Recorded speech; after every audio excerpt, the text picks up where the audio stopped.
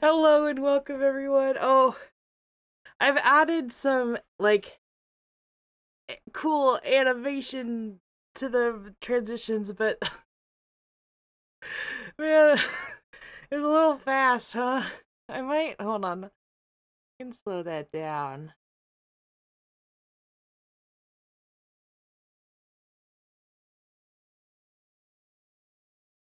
Let me hold on. I wanna see.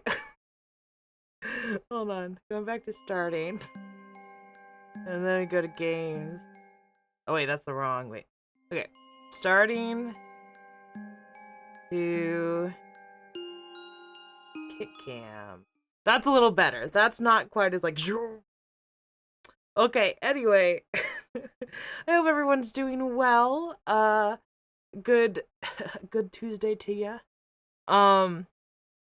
So sorry, I got distracted. By the way, I do this thing where I go to stream, and then I remember all the things that I had made a mental note. I was like, oh, I want to do this thing to change up, look into doing this or that. And it's like 30 minutes before stream. And I'm like, this is the perfect time to do that thing that's definitely going to take at least 45 minutes to an hour to figure out. But that was this whole animation thing, and it looks good. I like it. It's fun. Um, so you're welcome. And I'm sorry I'm late. And also, I didn't know what game to play, and I was like, oh, I'll figure out what game to play before stream, and then I got distracted. So we're playing Where the Water Tastes Like Wine, which is like this interesting indie game that I picked up a while ago. Um, I don't know much about it, so I can't say much as to like content warning. I know it's like it can get kind of dark and philosophical, I think. Um, kind of about death and longing, and it's also like indicated as rated M. So please be aware if you're under 17, that there might be some, or just, you know what? Maybe I'll just try to find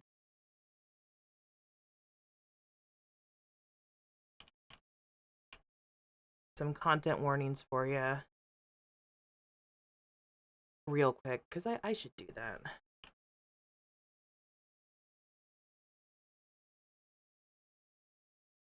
Hmm. Maybe on Steam I can find. Not on. Does the dog die? Uh.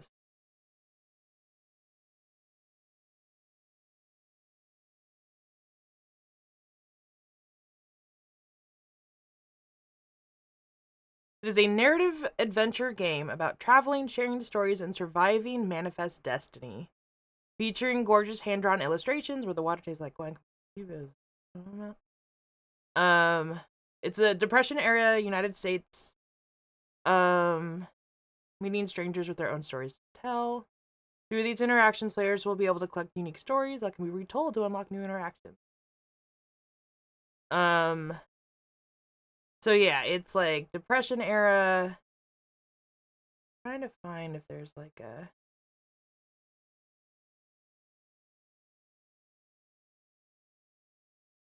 So it's like a walking simulator.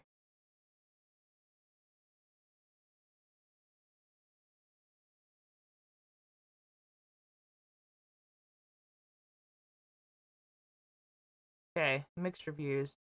So yeah, I just want to let people know like there's might be some deep things that happen in this game. Okay, so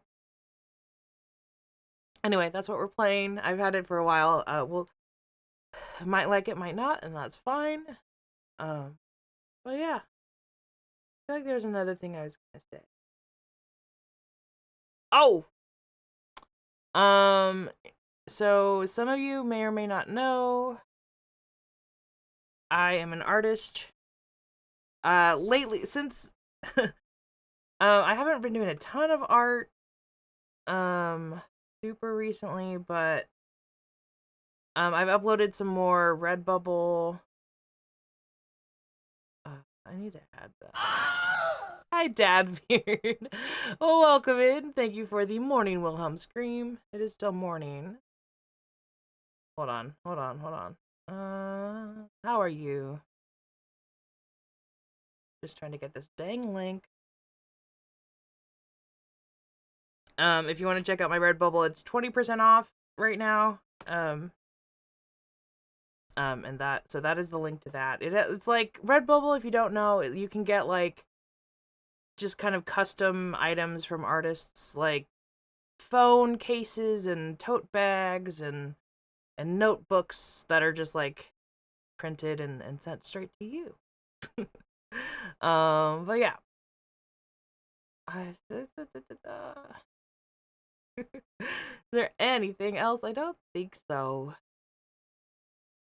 That reminds me, actually, I need to grab my Wilhelm mug at some point because I forgot to grab that with hydration juice because of all the things I was doing before stream. But I think that is all for updates. We still need to. So I want to set up the Oops All Wilhelm stream. I wanna make a plan for that at some point because it's gonna be so good. uh yeah. Okay. I think I think I think that's it. Sorry. I'm as usual a little frazzled today. But it's okay. I'm also frazzled because today I submitted some of my art to a exhibition. It's a gallery that I've submitted a lot of work to over the years, but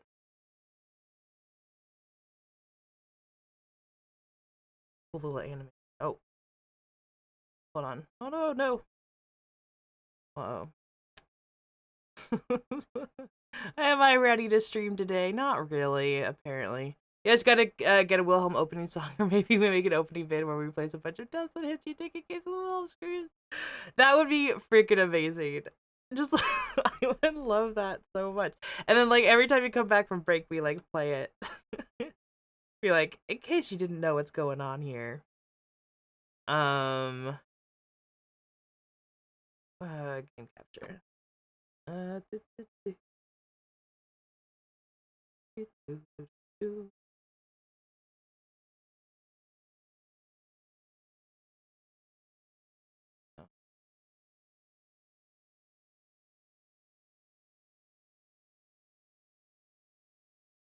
Okay. Here we go. Night has fallen and you're weary from travel. Stars fill the sky above, and in front of you is a brightly lit wooden house, the only building you've seen for days. I guess we just we just go right into it. Is that too loud? It feels a little too loud, but it's not letting me like pause or anything. So I'm gonna just bring it down in OBS a little bit. Okay. Let me know as we go if audio is good. Okay, I guess we gotta go to the house. You walk toward the house, hearing the sounds of laughter and talk as you reach the door and push it open.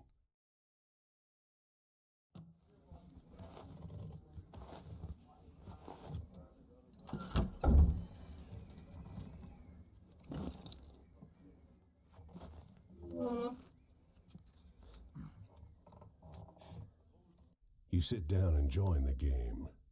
It's a cheap buy-in, and not many of the other players are very good. Okay.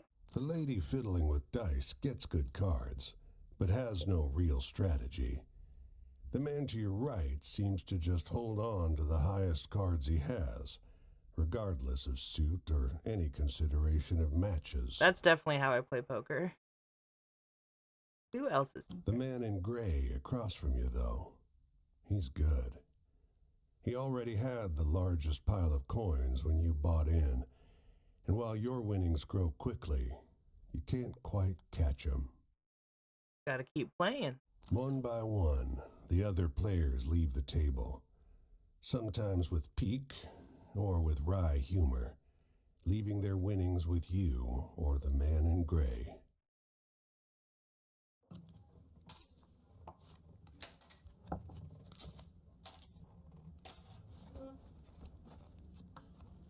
Am I a wolf? Or is the man in gray a wolf?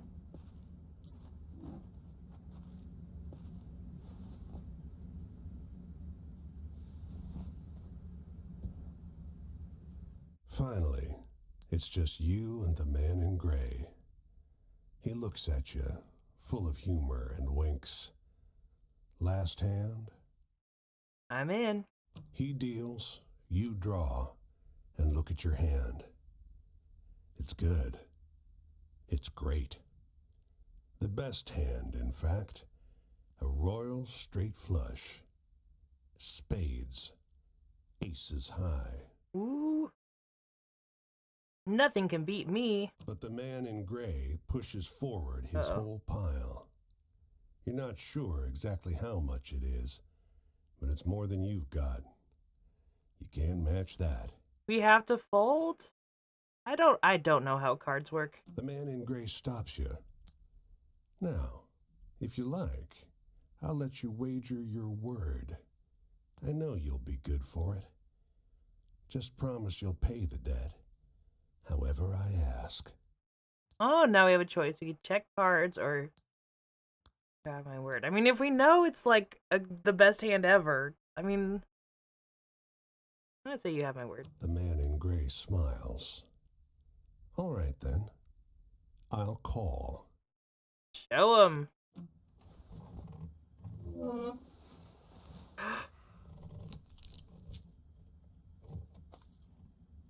Oh. I thought someone was getting murdered. What? He is a wolf. The cards changed. Well, your luck wasn't so good, was it? That's quite the hand, but not for the game we're playing. I'm afraid you owe me. Your life, sure, but more than that, your labor. Well, you see, this land is built on stories. It's one big story, this country, woven of many small ones. Few of the small ones are strictly true, and the big story is mostly a lie. I love this music. It's so good. All the stories and songs and myths and legends start somewhere, with a seed. As they're told and retold and passed around, they grow and change to become the stories we know. To pay your debt to me, you'll be carrying stories, finding the seeds first and then spreading them, telling them onwards so they can begin gaining strength. This is no light task. Stories are heavy. Ooh. Most of the stories you'll find will be small seeds. They might be true, but they'll grow wild and unbelievable with the telling. The more important stories are the true ones, the ones people will tell you about their own lives. Those often get lost in the weaves of the big story. The more true stories you can find and tell, the more you can weave that truth into the big story. Tarnish it a bit perhaps, but isn't a dingy and battered truth better than a shining lie? Now, go ahead. You tell me a story. I'll trade you some information about your task.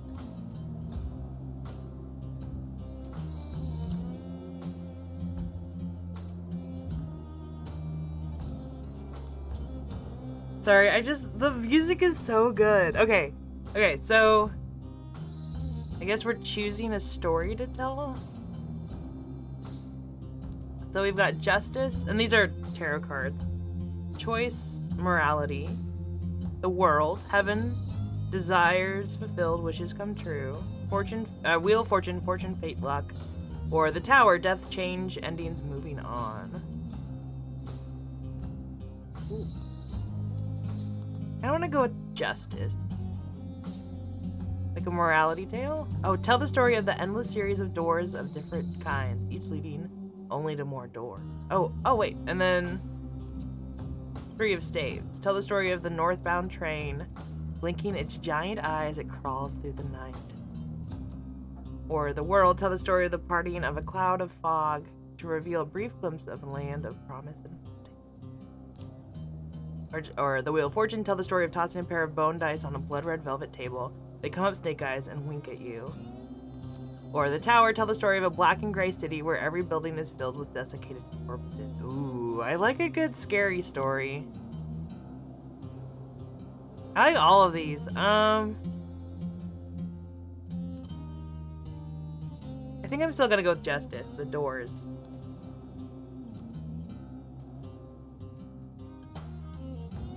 Oh. You sometimes have to make choices about what kind of story you're finding. Is it a love story? No, welcome tragedy? in. How's it going? Bippity boppity, no is security. That works. Hey, yeah, you'll sometimes have to make choices about what kind of story you're telling. A love story or a Don't tragedy. gather too many of one kind, though. This grand story needs variety. Okay. A variety.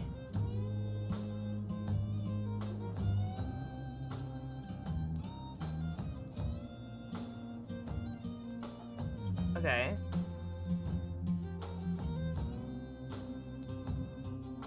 We could also exit.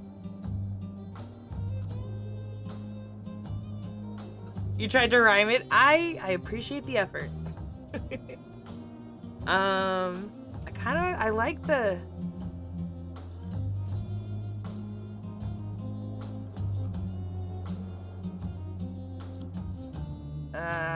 no, wait. I want to tell the story of the train.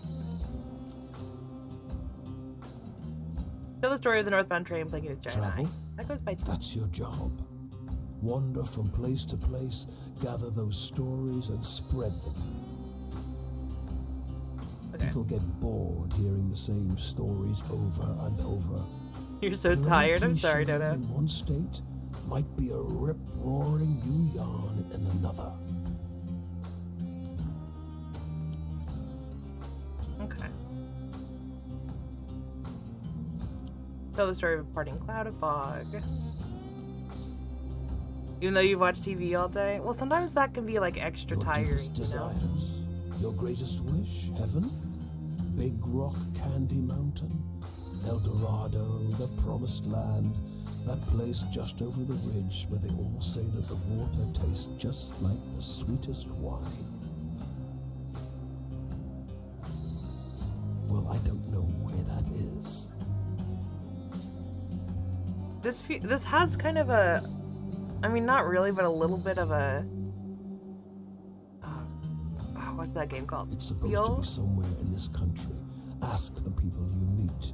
Did you go eat cheesecake? Absolutely. It's never a bad time to eat cheesecake. Unless you're lactose intolerant. It's supposed to be somewhere in this country, ask the people. They're all searching for the same thing.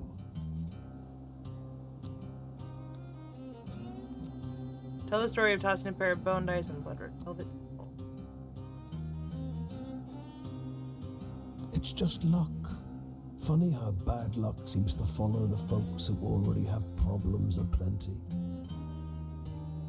Well, try your luck out there in this country. See how the dice treat you. It's not all bad. You'll have to work hard, but I'll give you the gift for seeing the true shapes of people. Not many who can do that. Cheesecake or ice cream or both? I mean, both. I mean, pretty good.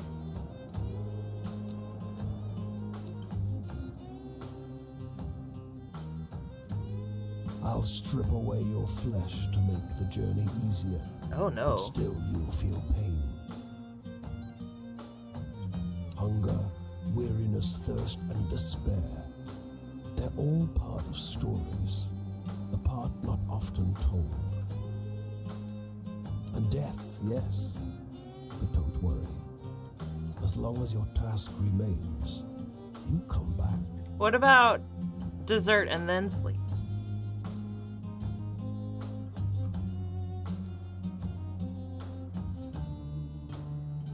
Go on your way, Seeker.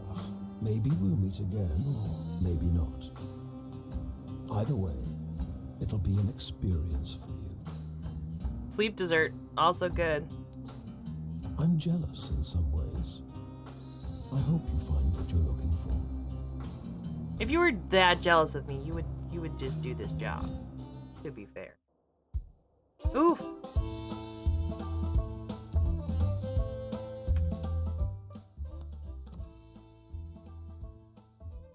Okay, we can. It looks like we can change the control. No.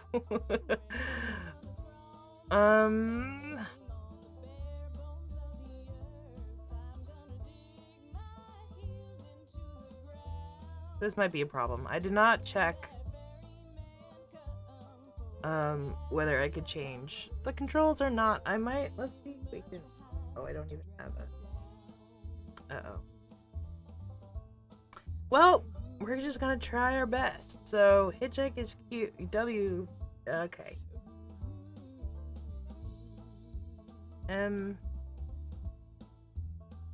I just have to move my keyboard all the way over.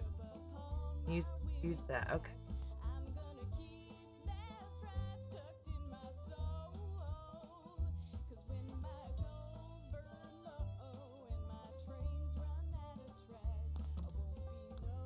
Okay. So, ooh. I know it's like a pretty open world map kind of a thing.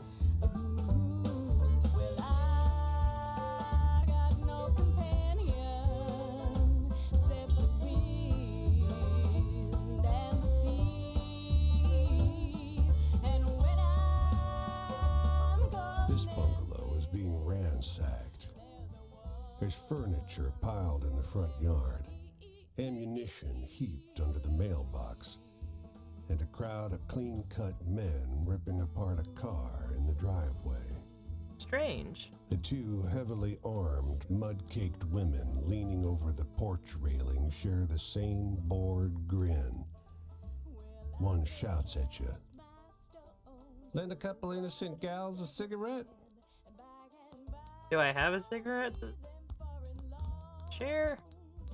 Sure. You're Be about friendly. to hand her a smoke when those men draw pistols and shove you hard into the dirt. You know these girls? They demand. No. Once they've dumped your bag out into the road, they decide you're harmless. If you were selling booze too, you'd have a lot more cash, sneers one. On the porch behind him, the two bootleggers are fingering their empty rifles, grinning in disappointment. Move on. New story, huh? Ooh. Oh! That's a USA-Canada border. That's cool.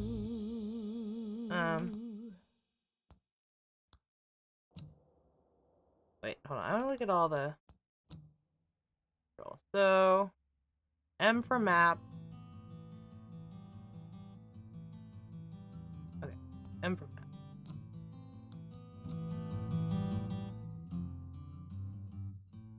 We're in Maine right now.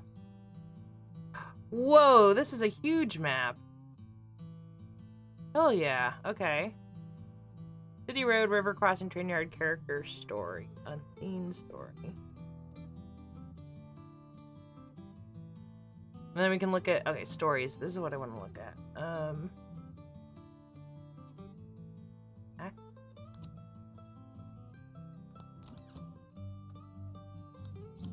Journey log.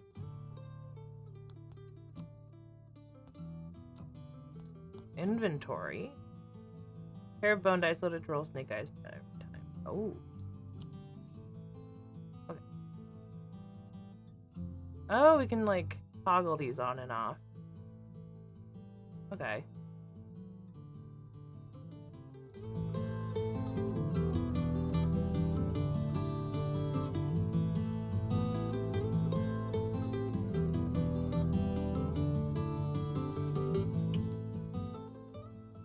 Your goal is to fulfill your obligation to the wolf by finding all 16 characters scattered over the U.S. and trade stories with them until you earn their trust and finish their story. Okay. By having adventures, you'll begin to collect stories. When you meet characters, they'll ask for different types of stories. Tragic, hopeful, scary, thrilling, or funny. Remember what sort of adventure you had, and you'll know what type of story you got. Stories will grow and change as you tell them. Once you tell a story to a character, it'll be out in the world, and you may encounter someone else who will tell you a better version of it. These better versions will be more entertaining when you tell them to characters, but be sure to tell different stories so that you have a chance to grow them all. The stories you get from characters are wildcards. They will fit any of the 5 categories. However, telling them will not cause them to grow, so use them sparingly as you're giving up a chance to spread other stories. If you want to swap around the stories you tell, you can do that in the inventory. There are several ways to travel across the US. The easiest is walking, but it's slow. You can speed up your walking pace by whistling. Oh, that's fun. Hold down the button and match the notes to keep your spirits and speed up. You can also hop or ride in a boxcar. This will get you exactly where you need to go, but runs the risk of getting injured by the railroad cop. To hop or ride, find a train yard. A safer way to travel is hitchhiking. To hitchhike, hold the hitchhike button while standing next to a road with cars on it. Not every car will stop, and they won't always carry you the full distance, but you will be safe. Finally, if you've got some cash, you can go to a city and ride the fast, safe passenger trains from place to place. It costs money, but it's the best way to travel. Each time you meet a character, you'll have a night to talk with them and exchange stories. If you tell them the kind of stories they want, you'll gain their trust and move forward through their tale. However, there's no penalty to telling them a different story. You will still learn whatever they have to tell you. Characters have multiple chapters, and when you fully open the eye in the interface, the next time you meet them, you'll move on to their next chapter. When you've finished all the chapters, you won't see them again. Each time you finish a night with a character, they'll move somewhere else. You can always check the map to see where they are, but they will also show you when they move. Inventory. The inventory holds the mementos you've collected from the characters you've met. Once a character trusts you fully, they'll give you something to remember them by, which can be used to travel to where you first met. The inventory screen also has tabs so you can see their stories, your stories, a timeline of your adventures, a map of the US, and your progress with each of the characters. Okay, I want to go back. I'm going to try to talk to these people more.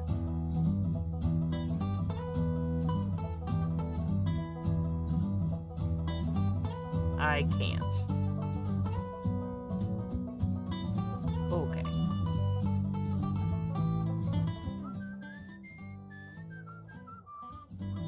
Okay, wait.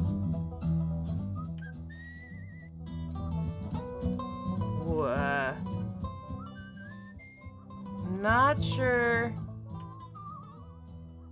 what it wants me to do there.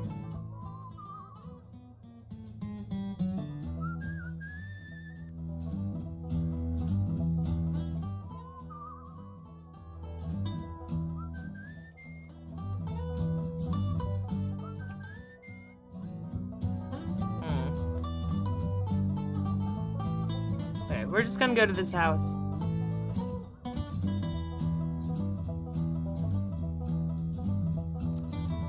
Off the road and into the woods, you can't help but come across this package by the old tree tied to a sturdy stick.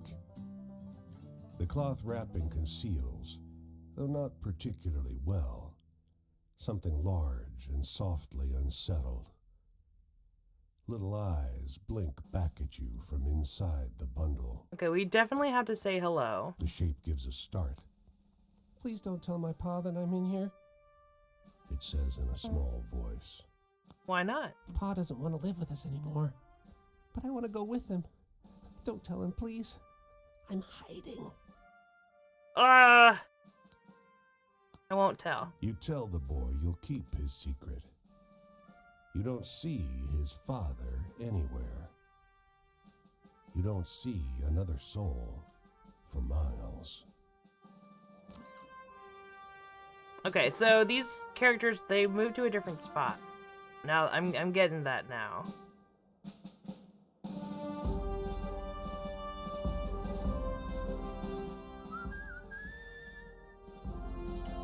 I don't understand how the whistling works.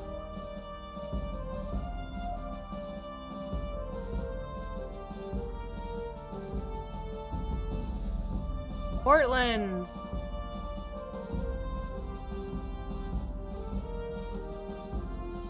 They don't come every year, you know. The old man is sitting at the edge of a rotting old pier, crooked legs dangling over the water. He watches a pair of seagulls preen and groom each other on a rock just off the shore. Ask why. Just when the fishing is going to be good. He taps great, black, thick globs of spent tobacco out of a huge ceramic pipe. I got another year, I guess. One more year of what? Another year of this town being here, he replies, letting a grin spread across his face. If the seagulls came, that means enough fish to keep it in place. All right. New story, The Seagulls and the Fisherman. I like how I'm like a giant. A woman walks the small town square with the poise of Betty Davis. A confident stride and inimitable mannerisms elevating the sidewalk into a plush Hollywood carpet. And wrapped around her neck, a yellow velvet ribbon, bright as an ocean sunrise. Ask around. You question a well-dressed man parked outside an oyster house. Prudish woman. I took her on a fine date and she didn't remove so much as a ribbon. Excuse me, can you step back from the coupe? That's the spirit. You decide to seek a second opinion. I don't like that guy. You talk with a waitress smoking outside a diner. Something funny about her. Just showed up one day. Doesn't work, doesn't live anywhere as far as I know. Just around. Myself, I'd love to know who made all her beautiful clothes. To keep asking around or approach the woman?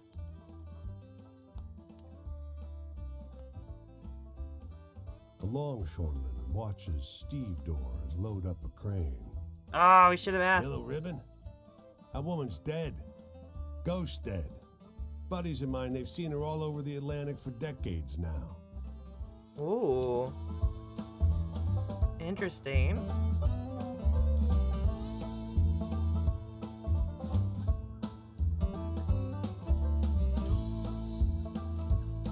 You can see storm clouds on the horizon, and you don't relish the thought of being caught wandering this rocky seaside road in the rain.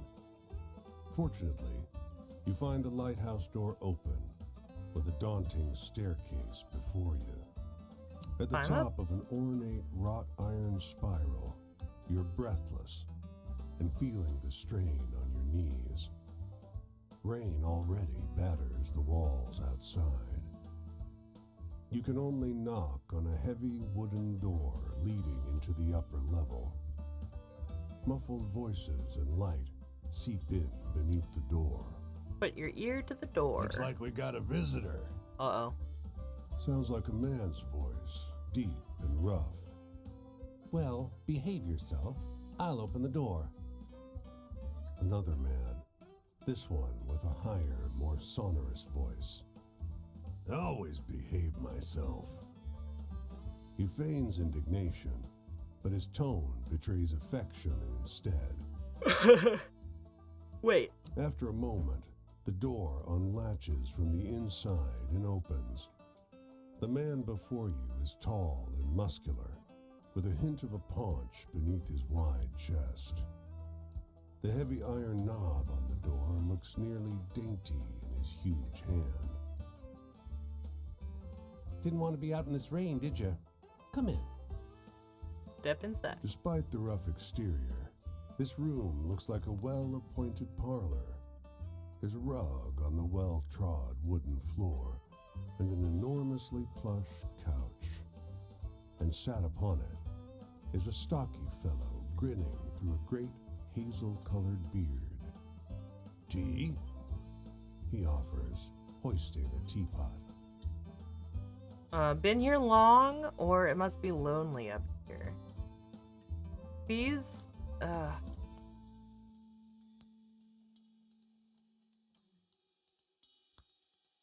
been here long. "A few years."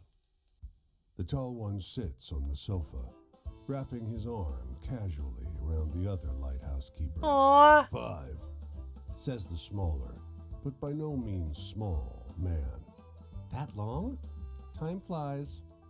We traveled together before that. You must have some good stories from the road, huh? Well, I have some. You wake up the next morning on their old sofa, still warm from an excess of tea. And cakes? There might have been little cakes. Little cakes. Prodigious snoring rumbles in from the floor above you, and you quietly take your leave. Aww. The two lighthouse keepers. I love that. Okay, so we can hitchhike now. How do I... It's cute. Yeah.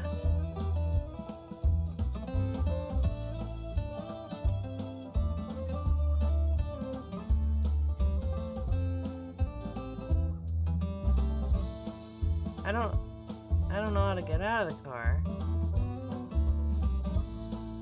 But I guess we're just going to Boston. Alright. Oh, you can like enter Boston. I wanna go check this church out first.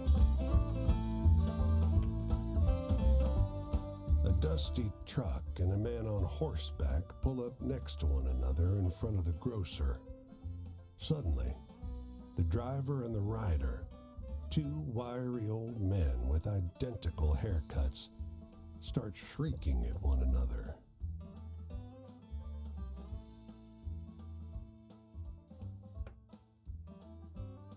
What's going on? The truck leaps into the street. Brother! He shouts. The one on the horse tumbles out of his saddle. Brother! He screams. They embrace in the road. 30 years! Hollers the driver. The rider, tears streaming down over his face, corrects him. No! 32! Oh, wow. Everyone here is watching these two older men cry and hug one another in the middle of Main Street. Cars and wagons are backing up. People are yelling. Take a photo of us! The driver begs you. Starts hauling a tripod out of the bed of his truck. Let's get out of the road first, or say cheese. So the game kind of mentions that you want to try to diversify the types of stories you get, and we just got one with the sun. But oh man, I don't like that. I'll go say cheese. The long-lost brothers pose in front of traffic, cry snot pouring out of their noses. As angry passerby wave you out of the road, each brother presses a coin into your hand. When the traffic disperses, you realize they overpaid you quite a shocking amount. Well, I'm glad no one got run over.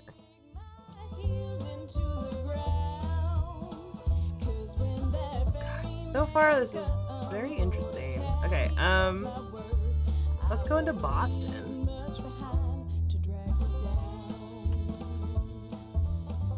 Oh, okay. Boston. Red brick, green trees, blue sky. In this weather, Boston is beautiful. That is until you make your way deeper into the city and get lost among the cramped, winding, shadow-haunted old streets. So we can explore, earn money, or go to the train station or the store. Let's look at the store. Oh, looks like how much money do I have? I don't know. I mean, I don't think I need any of these right now. Earn money. You wander the streets of the city looking for a way to make some cash. Panhandle or look for work? Let's look for work. Miraculously, you're one of the first people in line when this factory's doors open. You join a crowd of people streaming through the machine room towards the back. When the doors to the furthest storage room open, though, the folks in the front ranks recoil. A few even scream. What the hell? You want to get paid, don't you? Shouts the foreman. Get in there, get in! The folks behind you shove forward and soon you're pushed inside. Holy shit. This room is full of fucking snakes. Nope, or stay and work. I think we gotta,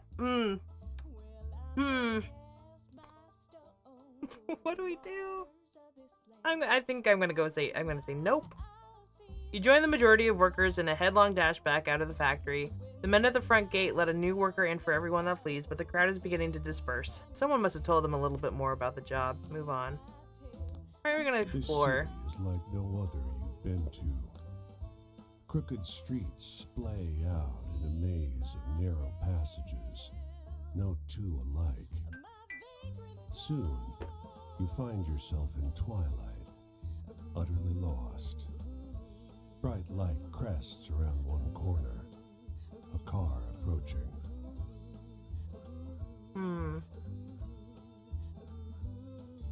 Keep walking or hail the tag. Hail the tag. Compelled by the cold and foreboding night, you don't question it as you drag your bones into the cab. But you realize immediately how strange the vehicle is. You made pizza It's a rolls sleek thing, nice. like a shallow parabola gliding over the street. You didn't even want them, but you made them anyway. You know, sometimes it's good to have food even if you're not feeling it. Okay, hold on. I'm going to reread this. You don't question it as you drag your bones into the cab, but you realize immediately how strange the vehicle is. It is a sleek thing like a shallow parabola gliding over the Where to? You were sleepwalking for real? Oh no. You have to stop and think. Eventually, you name Boston Common, the only landmark you know in this town. He peels off silently.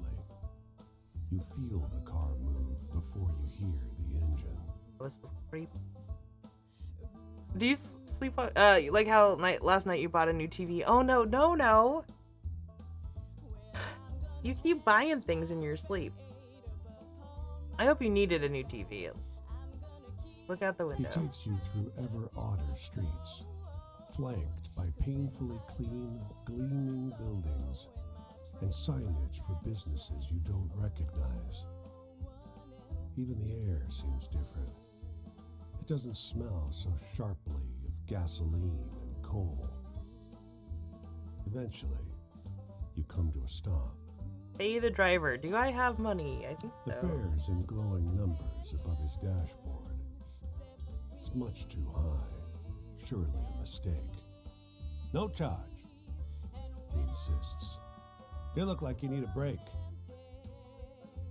And then you find yourself on the curb at Boston Common, under thick moonlight, in a city much as you'd left it before. Yes, you're sleeping downstairs. Your room smells because you were sick in it, and you gotta go clean it. Oh, I'm sorry, no. I hope that resolves. Okay,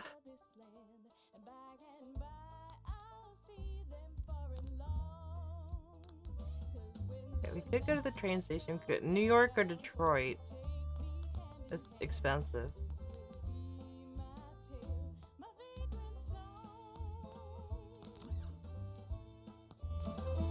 I'm gonna walk around, I guess.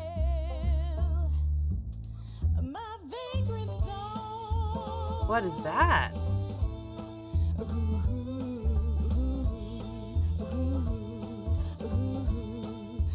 Can't. Think you're just gonna hire a cleaner to clean it? That's fair. Hey there, stranger. You're welcome to enjoy this fire with me, if you're respectful, that is. This here is my spot, and I ain't inclined to share it with any bad characters. You can call me Quinn. I love Quinn already. These here are my venturing companions. Cass is the big un, and the one with the spots is Flip. Cass and Flip. I usually beat my way on the rails, but the road news said this town was fat and the weather was fine. So I'm taking in the sights and seeing what I can drum up. I want to hear one of them venturing tales. Got any? Venturesome tales. I don't know if I have any venturing tales. Here are all the stories you've collected so far. They're organized by subject because the boss likes tarot cards. Oh, this crow is talking to me. This is the subject of every story here. If you tell this person a story about love, for example, they will tell you something from their own life relating to the subject of love. Poor thing. As the night goes on, this icon will move left to right. When it reaches the right side, the night is over, and so is your storytelling. The person you're talking to will usually tell you where they'll be next so you can find them again. If you tell them the types of stories they request, you'll gain their trust, and the eye will open. When it opens fully, the next time you meet them, they'll open up more about their life. They'll remember this from conversation to conversation, so don't feel you need to open the eye all the way the first time you meet someone. Dance around, get to know them. Okay, the past memories, authority, family, or travel. That's like an adventure-y. Tell the story of the elegant woman in the small town near Portland, Maine. Lucky you had a spare mattress. You use the sofa without That the sure pillows. was a downer. Give me a good venture tale instead any day. That is lucky. I'm glad you had a good bed to sleep on. Oh, that was a downer. Give me a good venture tale instead. Was that not? Oh, Traveling. sorry. I sure do love it. And I seen some pretty things out there. I seen serpent trains passing on a green and gold sea. I seen mountains so tall and forests so thick, nobody will ever tame them. I once seen a bunch of townies skinny dipping in a river. That sure was something. I seen terrible things too. Biblical floods and starving folks, and black blizzards full of dust. I want to hear a story about ghosts or murderers or something. Scary stuff.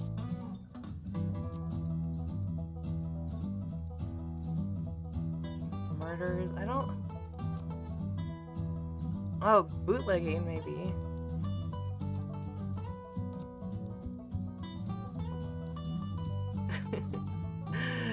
Enjoy your 3 bits of nothing. You were not using an auto clicker? Yeah, it doesn't matter. There's a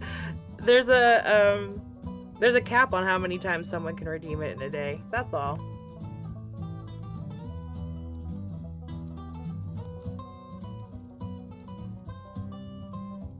Ooh. What do I think he'll like? Maybe this one.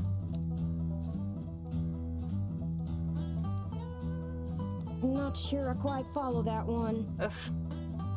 Okay. Authority, bosses and such. I ain't nobody's little Angelina if that's what you're asking. I take care of myself and my dogs.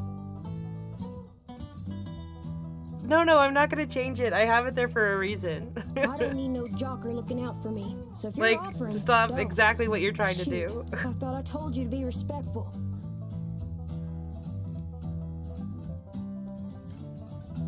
You want to keep enjoying my spot or not? Think about that. I want a Not like story the that authority. scares me. Now I'm older, almost nobody can do it. Story that can scare you?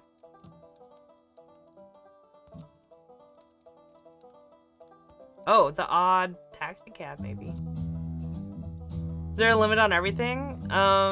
It depends. I'm not sure I quite follow that one. Ugh. You didn't like the ghost story? What's my future look like? I ain't looking for a traveling companion, if that's what you mean. I do fine by myself, so just stick to minding your own. I'm in the mood for something real funny like.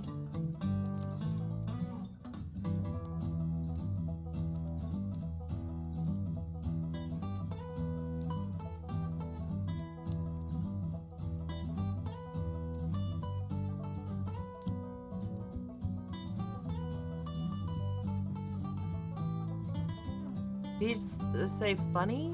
I don't think I have any funny ones.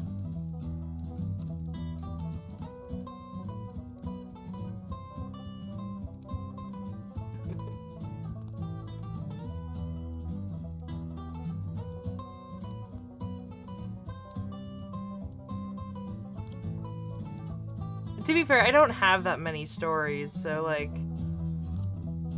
I think it's okay that I'm not really hitting the mark on this one.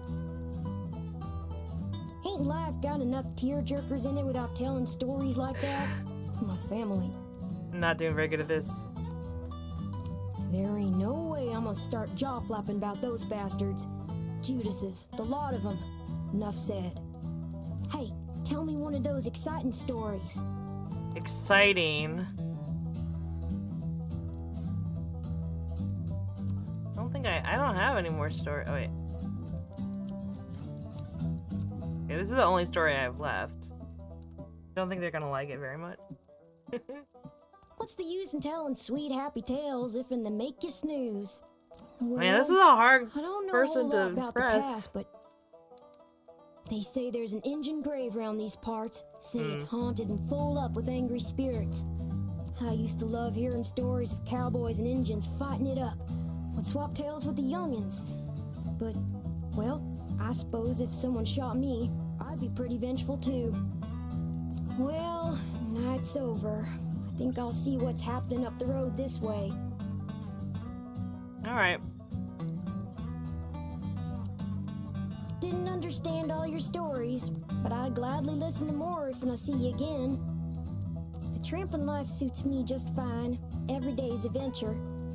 With things being so depressed, folks walk around like it's the end of everything good. But it ain't. Plenty nice things to see if and you know where to look. That's a nice sentiment, I guess. Okay.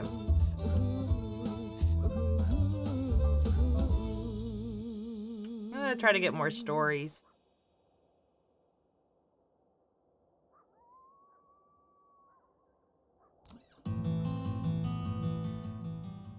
As you walk down the road, a black crow flutters down to land in your path. It looks at you, cocks its head, and speaks. Well, you've got a long, long road ahead, don't you? All these people to chase down, or so I hear. It laughs.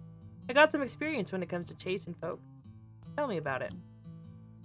Well, if you want, you could go find your friend again, ask them more about their life. They might want better stories this time, though. It peers up at you. Didn't they tell you where they were headed next? Yeah. But hey, the world's full of people. Bet you could find another friend like that if you went looking around. There's more than one interesting person in this land, for sure.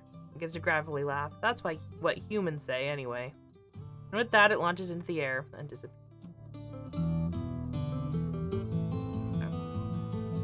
So it's like, I could go find Quinn again. Hold left control to whistle. If you match the notes, you'll walk faster. Use left arrow. That's, I don't, oh wait, what about, what is it?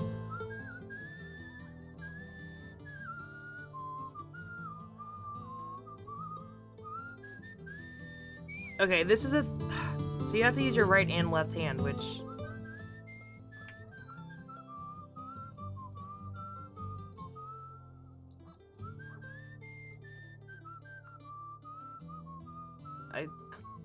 it's very unfortunate for a left-handed person. Okay.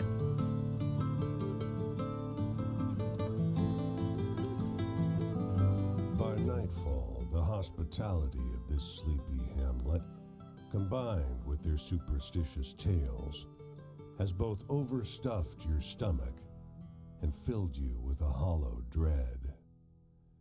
Folks say these woods are full of apparitions, Ooh. witches, and worse. You curse yourself for getting on the road so late. In the moonlight, every valley and hollow at the feet of the Tappan Zee seems like a stolen shred of the abyss itself. Fireside tales seem less fanciful, and every cackling crow and moaning whippoorwill seems like a demon perched on the shivering, spindly trees. But something cuts through the noise. The muffled sound of hooves galloping on the cold, muddy road. When he finally slows his horse alongside you, it's as though he had just appeared out of the mist. Look at it. He's astride a gigantic black courser, and though his boots are muddy and ragged, he wears an immaculate coat with great, shining buttons. From his saddle hangs an antiquated flintlock and a cavalry saber. In the darkness, you can hardly see above his towering shoulders. Read the writer. His voice is a rumbling croak, deep, but as though his throat is filled with thorns. Have you happened upon a cannonball around here? You can tell English isn't his first language. German is. His hand, so pale it's almost blue in the moonlight, grips the reins in a fist. I'm definitely gonna continue this conversation. Sorry, I haven't. You mumble an apology and watch as he silently rides away, back into the mist. He's cloaked in black, you notice from behind, but the blood running down over his shoulders glints crimson in the moonlight. Ooh, spooky.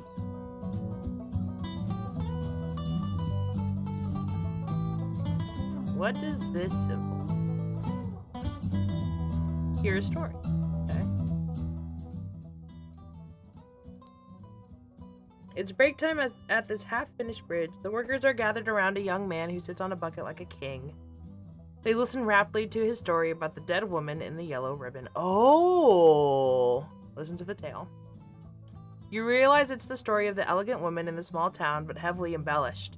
The young man on the bucket tells it masterfully, doing all the voices as if he's told it this way 1,000 times before. What a story. It's nothing close to what actually happened, but this version is pretty good. You'll have an easy time remembering. Move on. The story grew in the telling. Cool. Okay. It is time for a break. I like the vibe. I like the vibe. The music is freaking immaculate. And it's a nice change of pace. I don't know.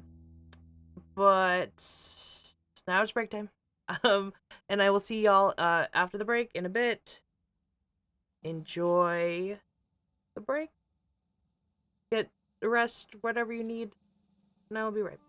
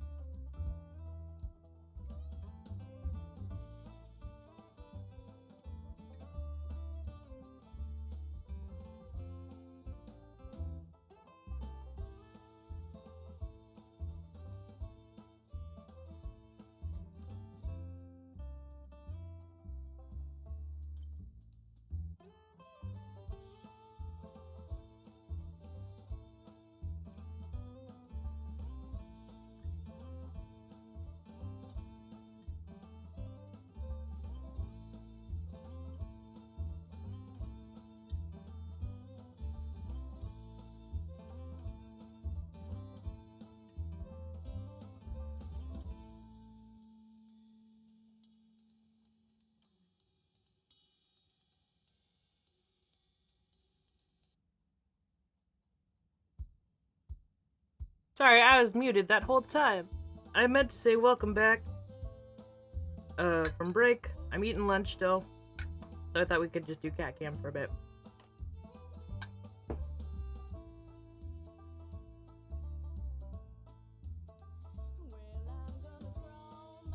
And just, listen to this amazing music.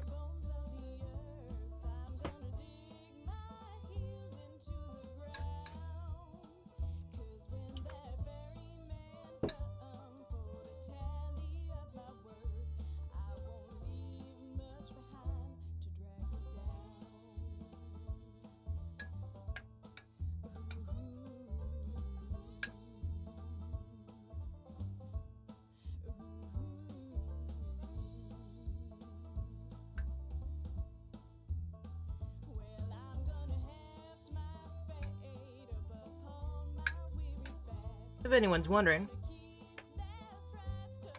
this is leftover mac and cheese that we put fake like Beyond Beef crumbles in.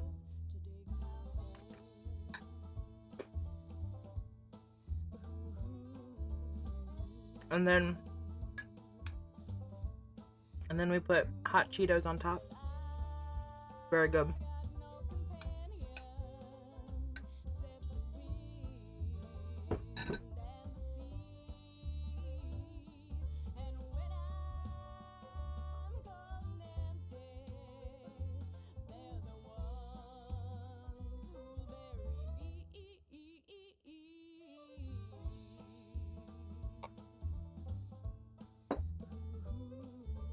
Alright, that was the last one, kitties. All done.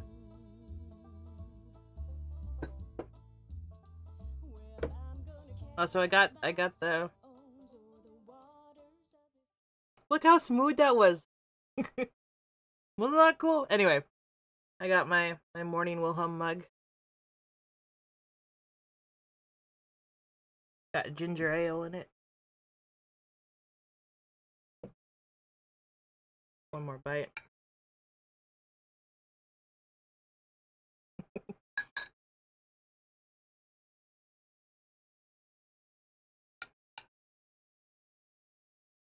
Okay.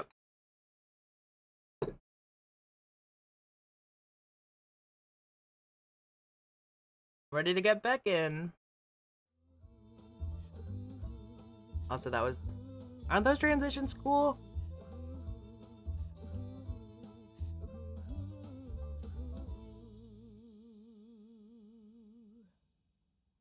Okay. Resume. Oh, it's nighttime now. New York. New York City, baby.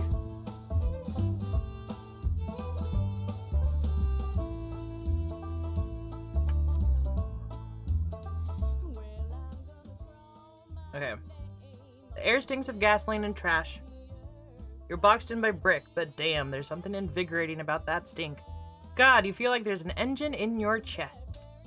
Let's explore. The engines belch black smoke as the ferry churns gray water into froth. A broad-shouldered figure leans out over the rail, eyeing the skyscrapers on the horizon. Nearby, a man and a woman speak in low, urgent voices. He takes her wrist gently. She is weeping softly. Do we want a tale of love or a tale of travel? I kind of want to talk to the man. Mysterious man. The man gives you a once-over as you approach. His newsboy cap is ragged with age. You look familiar. Did I meet you at Union Square?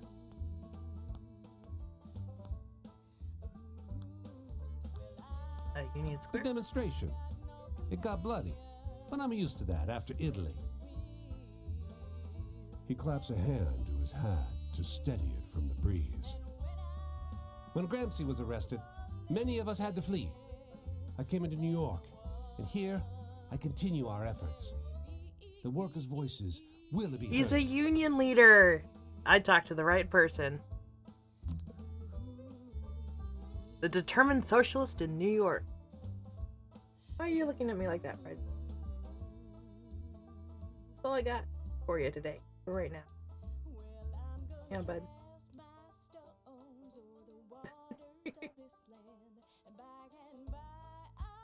Alright,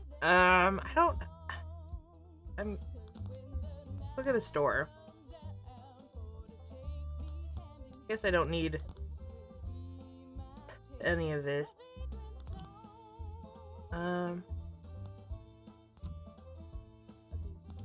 You could go to Boston, Washington, D.C., or Detroit. I don't go to Detroit.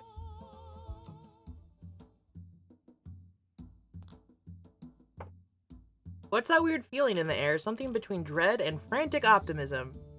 Maybe. Everywhere you look, there's looming factories filled with churning machines and new unions, they say. So I'm out of money, so let's earn some money. You wander the streets of the city looking for a way to make some cash. Rigel. Rigel. Don't do it. Don't do it. Rigel, don't do it.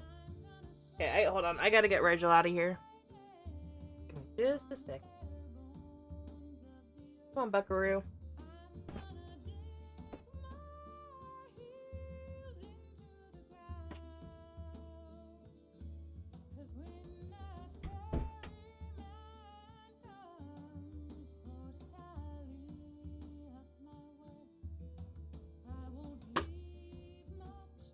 Alright.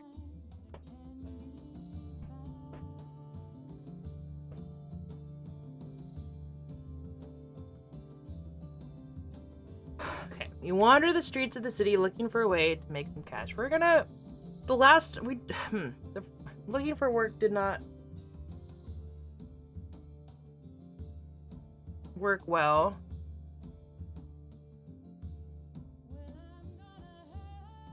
For us the first time. Let's panhandle. No luck. Either nobody in this town has any money to give, or nobody in this town has a drop of charity in their damn heart. Time to go, probably. Okay. Let's explore. The rain is coming down so hard. It's a wonder the sidewalk hasn't started to crack. You manage to find a narrow patch under a ledge where you can stay dry. Wait out the rain. A squat man, bundled up in a black fur coat and matching hat, approaches. The thick rain flattens and mats his fur. He squints up at you. You're in my spot. He crows. I'll be nice. He thanks you as you step aside, back into the rain. You keep walking, hoping to find more shelter. Glance back. Now that you see the man from a distance, you're not sure the fur is a coat. A pair of red eyes shine back at you. Keep walking. The rain stops a minute later. You look back up the road, but the squat man is gone. Interesting. Guess we'll leave Detroit.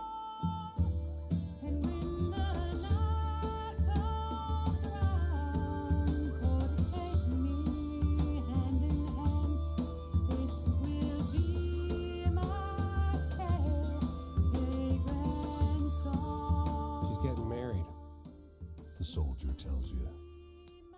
The two of you observe the church from the dusty road, straining to hear the faint joy of the ceremony transpiring within. I fought for 10 years to come home because she said she'd be here, waiting for me. And look, can you believe it? No. So what am I supposed to do? What does she expect? That I should throw myself from the nearest cliff? Walk into the ocean? He snorts, sets off down the road. Wait behind or follow him. He seems Follow him. surprised to see you a few steps behind. No, he says. Where I'm going, you can't come. Oh no. It's only then that you notice. There's something very wrong with his eyes. Move on.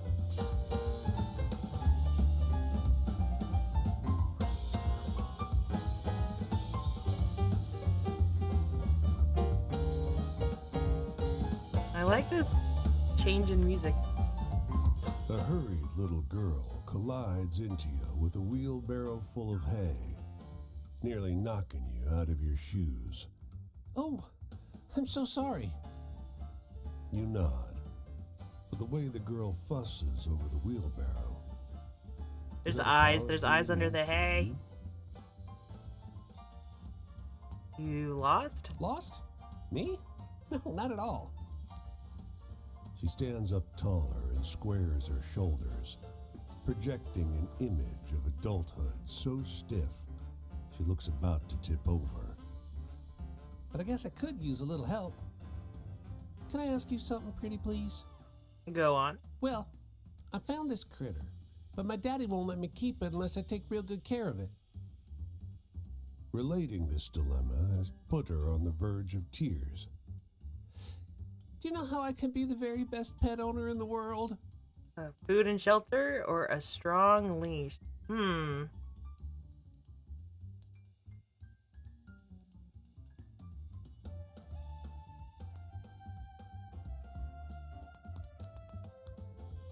The girl Food and bursts into shelter. hysterical laughter, like she just heard the funniest joke. Well, I don't know how to feed it when it don't have a mouth. The laughter fades, and her look of worry returns. Any other ideas? Lots and lots of love. She smiles so bright. That's all it takes? Gosh, I already love it so much. Move on.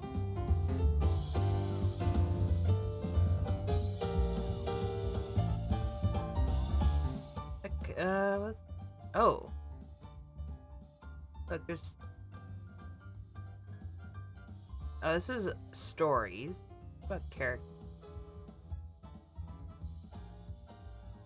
Someone down here in Ohio. So we want to go southeast?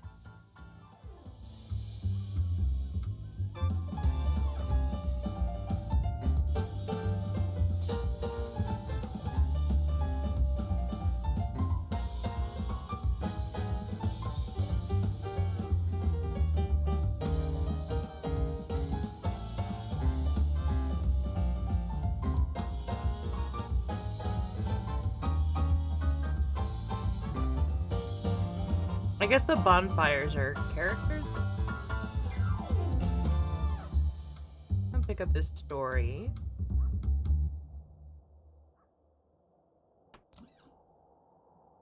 A woman waits while a man in a truck fills 2 of her buckets with scoops of whitish powder from a bin. She sees you staring. Want to make some cash? She calls. Doing what? She takes you up the drive to her farmhouse, where her son and daughter are mixing something in a metal barrel. Locust bait. She says, Poison. The town bought enough for everyone, but we gotta mix it ourselves. she'll pay you to help. Sure. You use a broom handle to mix the poison with bran. The teens watch from the porch, faces frozen in distrustful scowls. Their mother pays you well, but later in the day you feel lightheaded, tingling pins and needles all over. You feel only a little better after you vomit. Oh no.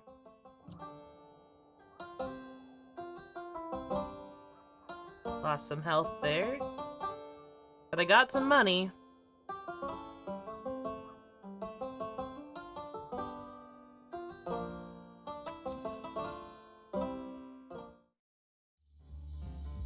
Franklin by Jordan Miner, Chapter 1. Why, hello there. Look like that's a heavy bag you're carrying. Let me get that for you. I insist. You see this uniform? It means you can trust me to make sure this is the most comfortable journey you've ever had in your life. Who am I? Well, I'm no George, I'll tell you that. But that's not important. This trip is about you, friend. Anyway, I'm in the mood for a good happy story. You got me? Okay, happy stories. Tell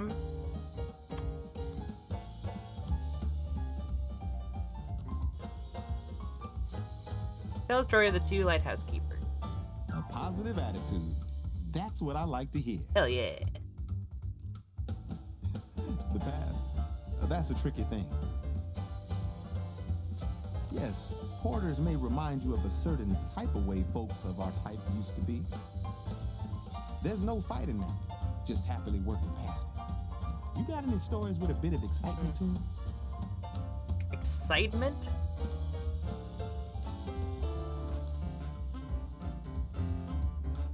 future, authority, freedom?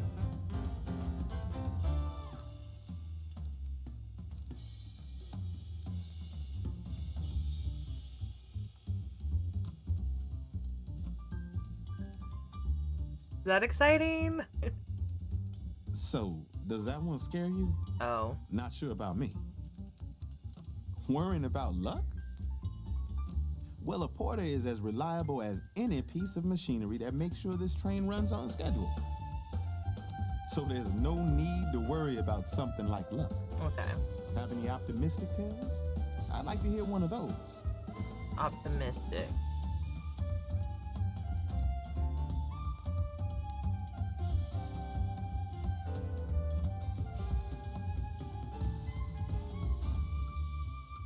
Just like I told you, Yeah. friend, miles of smiles. If you're looking for freedom, just think about how magnificent a train is. How the railroad binds this country together. Hop on and go anywhere. That's freedom. And that's my life. Anyway, I'm in the mood for a good happy story. You got any? Any other happy stories?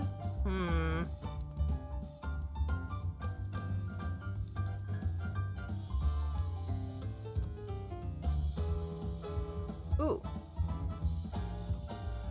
The two brothers. Just like I told you, friend, miles of smiles. Look at that, the eyes open. If you're looking for family, you know why a porter can treat a passenger better than anyone else? Because when you step on this train, you're family. It doesn't matter who you were before or who you're going to be after you step off. Have any optimistic tales? I'd like to hear one of those. Another optimistic tale. Yeah. Huh. Who finds that one funny? Home is where we go back to.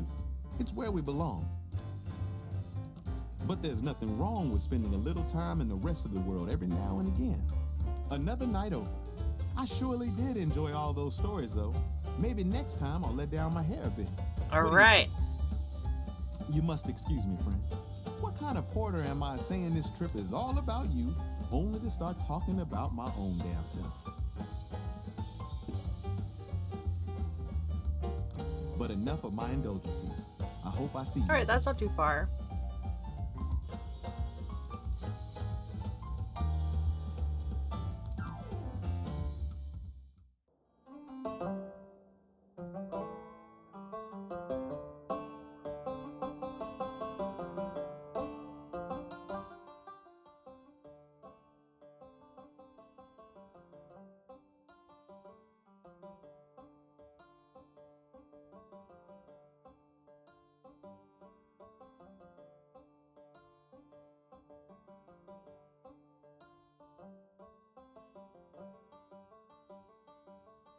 Kind of want to try to get back to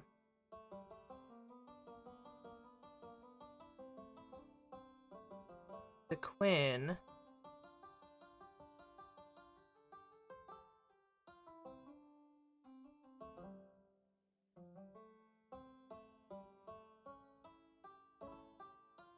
To go back.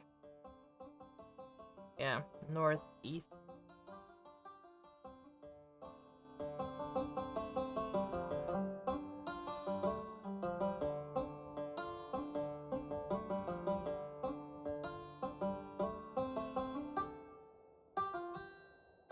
I'm gonna try whistling.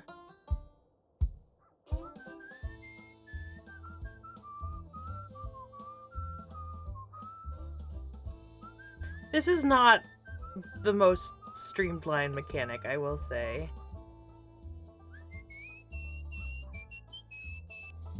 Especially because I have to like switch over my hands.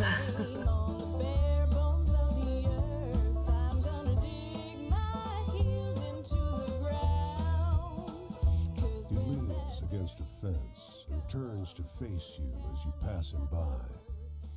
At his back is a bag Look at full all the of bird pigeons. seed. He assures you that the gawky birds perching on his body are the last remaining passenger pigeons. Oh my gosh, y'all. Pigeons are freaking amazing, and passenger pigeons used to be all over the United States, and the last one died in like 19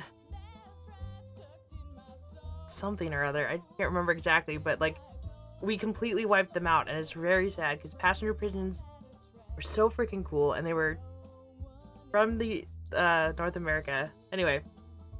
Oh, yeah, okay. It says I thought they were extinct because I was like, I thought they did die out like earlier than the 40s. They look extinct to you? You're not sure those dull gray pigeons look anything like the pictures you've seen of passenger pigeons, but you can't help thinking they stare at you a little too intently. Say, you like birds? Sure. They're lovely creatures. Guileless, really. Hunted damn near to extinction, weren't you? He strokes one of his birds under the chin. You think you see drips of blood flecking the creature's dirty gray head. Oh, is this guy like a necromancer? Excuse me. You sense it's about time you start moving on. You be kind to the little birds now, you hear? You hurry along the road, though the flapping of ungainly wings seems to follow you for hours. Interesting.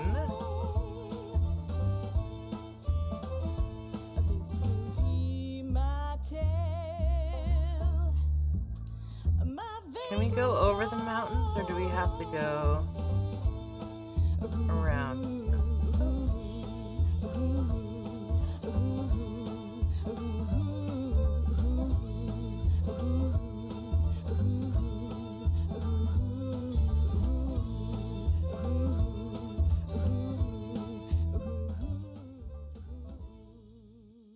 A picnic blanket strewn with half-eaten luncheons lies abandoned. Wait, that pile of coats is an old woman. My grandchildren all wanted to go swimming, she complains, but no one wanted to stay with me. She feeds you well, good food in exchange for quiet company. Yay!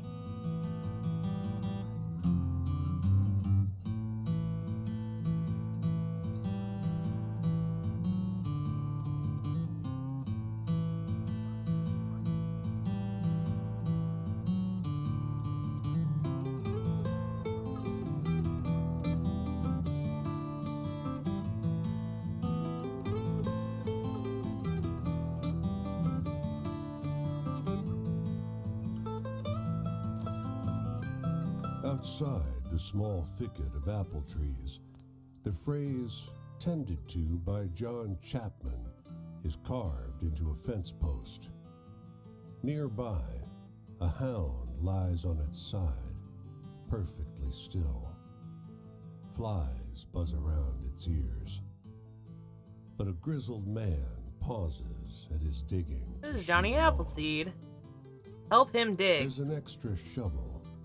With it, the two of you make short work of the grave. He tells you about his beliefs, why he's raising apple orchards in the middle of the country. That's right. It's a sin to graft, he tells you. Hurts the tree. He was like weirdly Christian. Eventually, the hole is deep enough. Bear witness. He stoops to the ground and lowers the pup into the earth. Tears flow freely. I'll see him again in heaven, he tells you. Our souls are bound by love. He wipes his eyes. I don't think I can bear to stay here, though. Maybe I'll set out again. Move on. You want optimistic tale? I'll give you optimistic tale. Once was a man who could see into the void. The void stared back. The end. Alright, Dad Beard.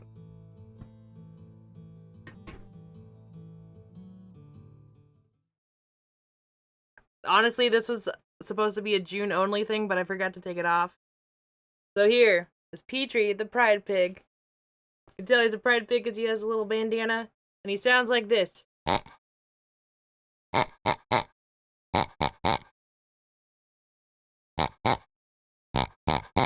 He has a lot to say. And mostly about trans rights.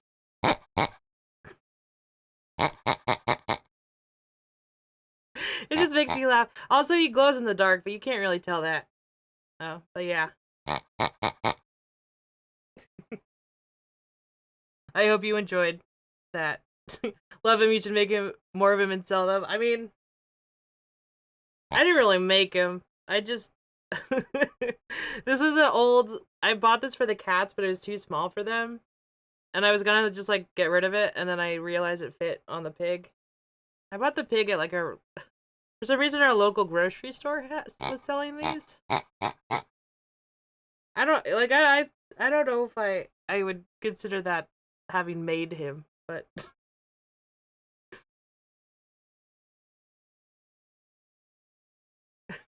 Thank you for the redemption.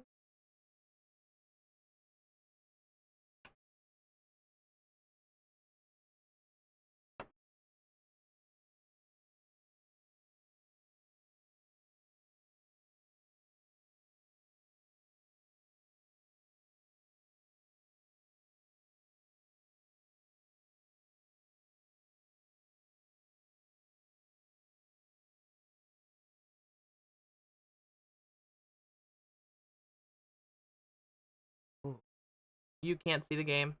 I'm sorry. Distorted fire. It slowly creeps along the sky like a vast worm. You love it. I'm sure many other neurodivergents would love their own pride face as well. Be moving at great speed. Maybe I'll try to at least find a link of where you can buy these, because, like, it is fantastic. And then the noise, like, I feel like a lot of, like, squeaky toys or whatever are very, like, high-pitched, and, like, I don't really like those, but this, like, it's a perfect sound. It's so good. The cats don't really like him, though. I'll look into that, of, like, because I don't even know. Like, I bought it, like, a few years ago. Anyways, look back at the store and keep looking at this cat. Wait. Like a vast worm, so you know that, given the distance, it must be moving at great speed. Back at the shore, or keep looking at it. I'm gonna look back at the shore. There, near the water's edge. The cats don't need to like it. It ain't for them no more. It's They not. stand You're right. there, transfixed by the light. 1, 2, 3 steps. Ankles lowering into the surf. Silent collapse into a black wave, bathed in a nameless color. Then, nothing. Move on. Wow.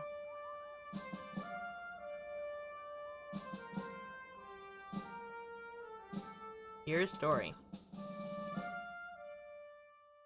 This man can barely wait to get through the pleasantries before asking if you've heard this story. 110% true, he says. I heard it from my nephew and it happened to someone he knows well. Well, sure. The man launches into his telling. It's polished. He's obviously done this many times before. He tells you the story of the blessed lighthouse sanctuary, where souls in love could find respite. You recognize the bones of it from your experience with the 2 lighthouse keepers. It's been embellished in the intro. Oh, listen to the tale. Afterwards, you thank the man and move onwards. You'll have to remember that version, even if it's not quite what happened. It's a good story.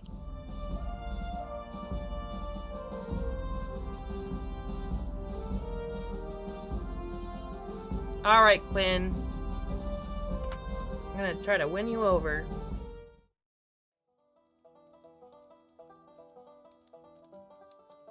Hey, traveler. Come to join my fire again? Well, I guess I know you well enough to let you set yourself down for a spell. You remember Cass and Flip?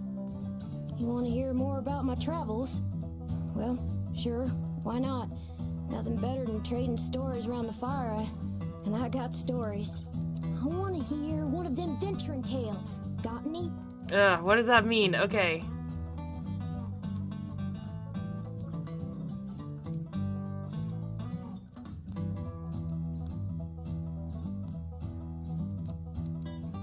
Tell the story of the soldier who came home to find his girl getting married. They already know the story of the dead woman in the yellow ribbon.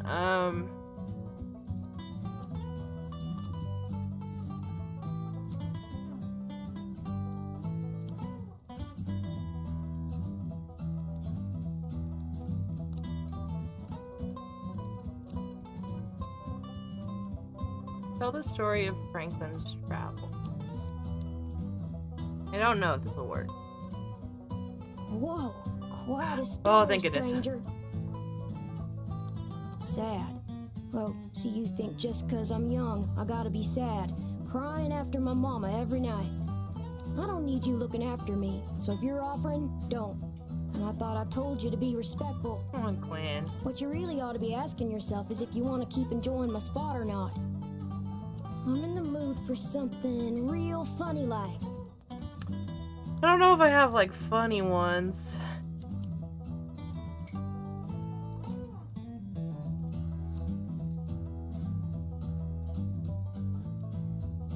Oh man.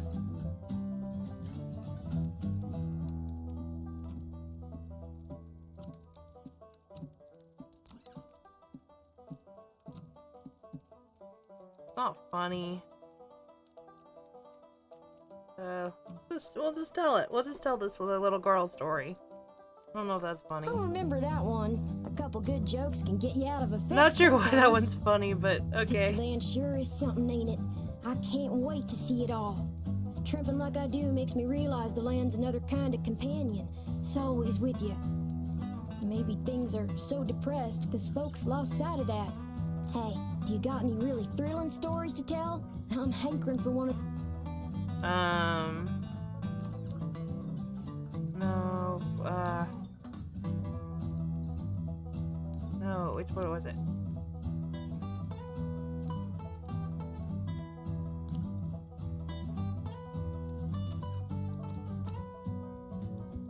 Eagles, no, I want the,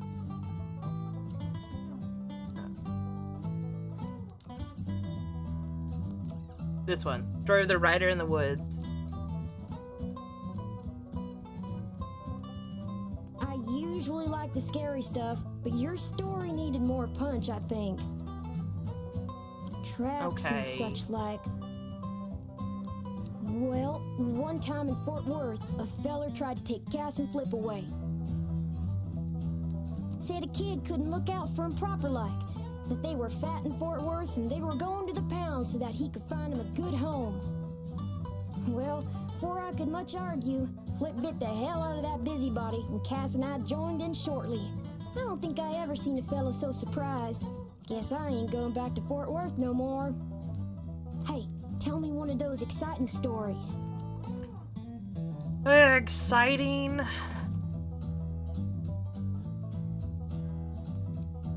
mean, that's interesting, right?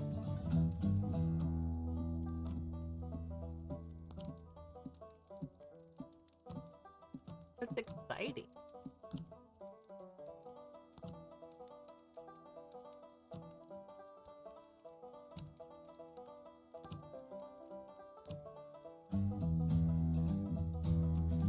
I don't know. Light from the sky. Were you trying to scare me? Well, you didn't go far enough. Huh. Death. Now, why you want to go worry about that? Don't got enough on your plate as it is. Ain't nobody can avoid changing. Can't run from the dying. But the living can be mighty fine if you go about it right. Hey, tell me a funny story. You seem like you still got a sense of humor. I really don't think I have another funny one. Tell the pigeon story. I usually like the scary stuff, but your story... Love stories. Huh. Folks sure seem to be eat up with the notions of love. Singing and talking about it all the damn time. Not sure I see the appeal myself. Oh, heck. The night's over already. I sure enjoyed talking to you, but I gotta get on. I think I'll see what's happening up the road this way. Okay. Okay. The tramping life suits me just fine. Every day's a venture. With things being so depressed, folks walk around like it's the end of everything good. But it ain't. Plenty nice things to see if you know where to look. Ooh, Quinn Chapter 2 available.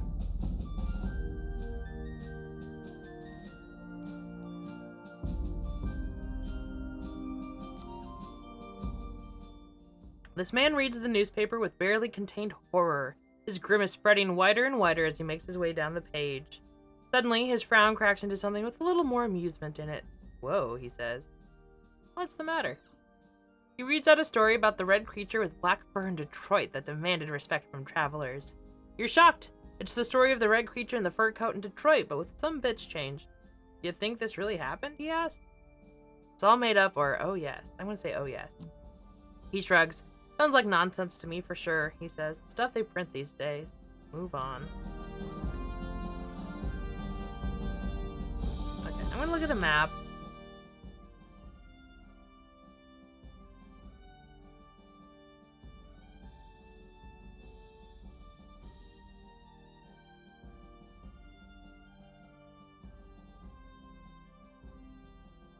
Man, there's a lot in this game.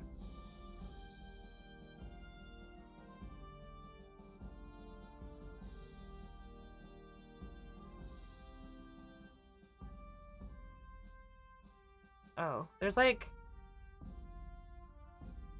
Quinn's here, there's someone here, and there's someone here. So let's go down this way. Yeah. I guess we could, yeah.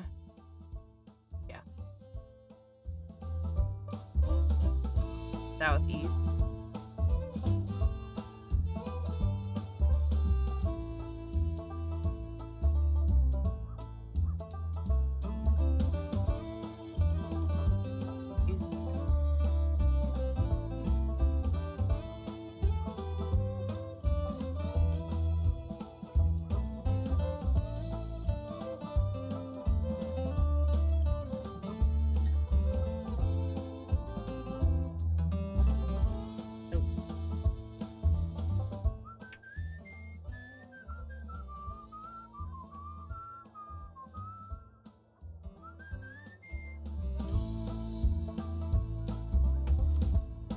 A few wanderers like you are looking for a place to camp.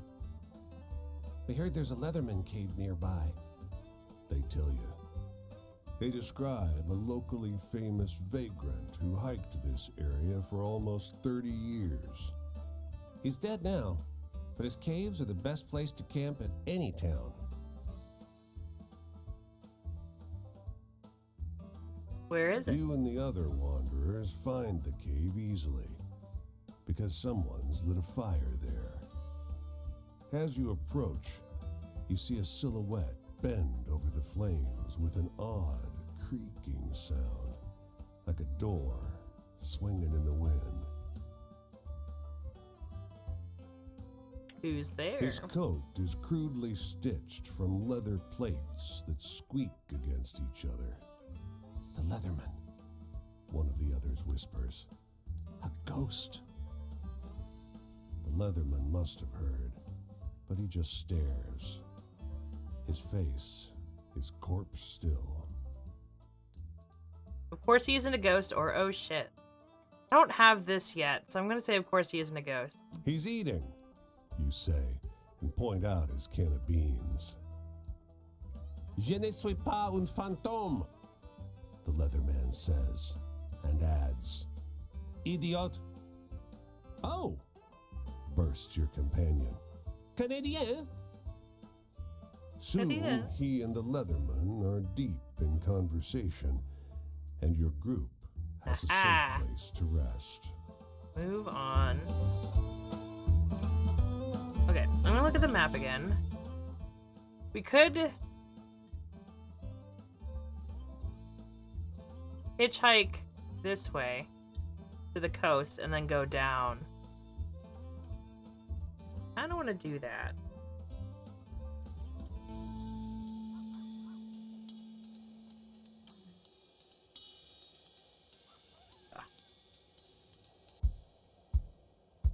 that?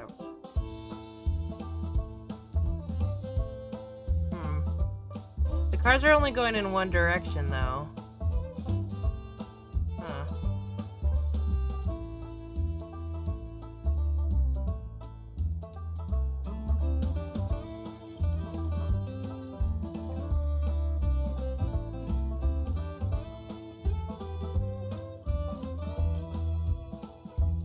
Guess we're just walking this way.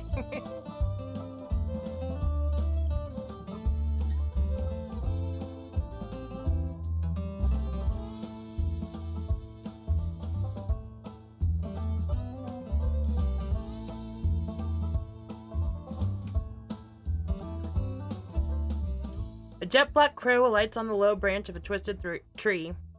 Look at you, it caws. Think you got some good stories already? Well, I heard better. Much better. Seems to wink at you. Want to hear my tricks? Ask about story. The ones you got now, psh, pathetic stuff. You tell those stories around and they'll come back more exciting, more satisfying. So always listen to the stories other folks tell. Their tales are less true, sure, but they're more useful around the campfire. Makes sense. The boss has a point about the true ones, though, the crow admits. They're extra interesting. You learn a couple folks' true life stories and everyone will like them, no matter what kind of story they think they want to hear. Any other tips? Well, everyone's the captain of their destiny. It gives a burst of laughter. Ain't no bootstraps in the world that can save you now. But the choices you make, they change the kind of story you can tell. It ruffles its feathers, a sort of shrug. Choose wisely or don't. Ah. Alright. Clouds roll together to fill the sky. Watch the sky churn or find cover. I'm gonna watch the sky. The lightning is so strong that it seems to open a path in the haze above you. You're sure you see massive talons curved around the clouds. Keep The watching. thunder is so immense that the ground trembles. Your lips and hands tingle from the electric charge that fills the air until the dancing lightning passes on over the hills. Move on. Okay, there's a bonfire down there, so let's go this way.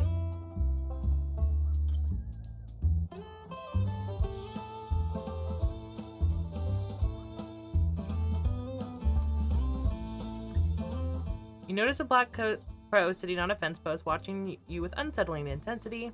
Hey, it blurts. Hey friend, hey, you hear about trains? Gives a 30 cackle. Locomotion, that's the life. I've got some good travel tips here. Ask about travel.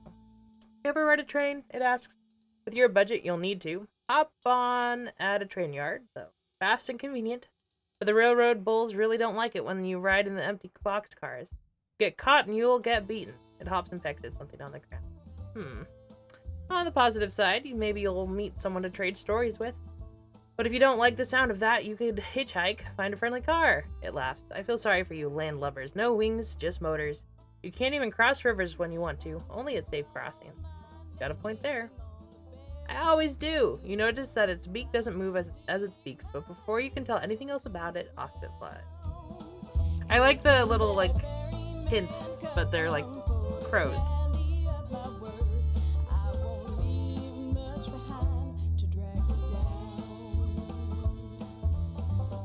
Your story. This man can barely wait to get through the pleasantries before asking if you've heard this story. 110% true, he says. I've heard it from my nephew, and it happened to be someone he knows well. Well, sure. The man launches into his telling. It's polished, but obviously done this many times before. He tells you the story of the cloud tinged with a color no human had seen before. You recognize the bones of it from your experience with the light from the sky. It's been embellished in the interim, though. Listen to the tale. Afterwards, you thank the man and move forwards. You'll have to remember that version, even if it's not quite what happened. It's a good story. Okay. I'm gonna go. First. Is this Quinn again, or is it someone else? It is Quinn. Stranger, it's good to see you again. You know, I'm gonna see this whole world one day. But for now, I just got my sights set on seeing all 48 of the great U.S. I already seen 10 whole states. That's better than my folks ever done, that's for sure. Plenty of townies and even some tramps treat me like I'm kid simple. But I ain't helpless, and I only act it when I ain't got no better choice. Like if I get pinched. I do right fine on my own. Don't need nobody but Cass and Flip. I want to hear one of them venturing tales. Got any?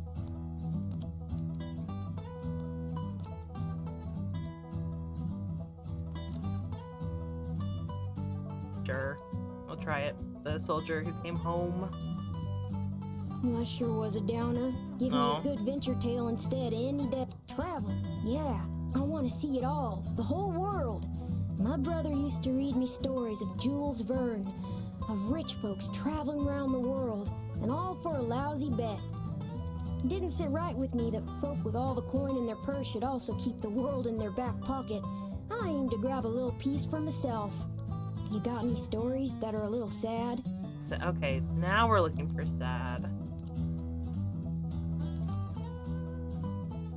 This one's sad. I don't usually like the sad ones. That sure was beautiful. Thank you. You want to talk about heaven? Ain't no good I can recall coming my life from praying. Small things, big things, no answer all the same. Hey, do you got any really thrilling stories to tell? I'm hankering for one of those. Is thrilling, does that mean scary? Buckets of poison.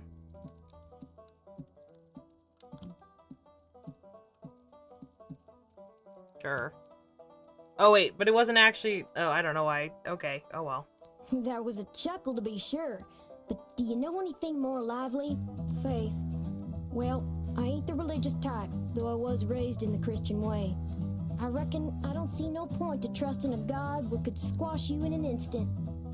Such a situation don't exactly breed trusting. Hey, tell me one of those exciting stories. Okay, exciting.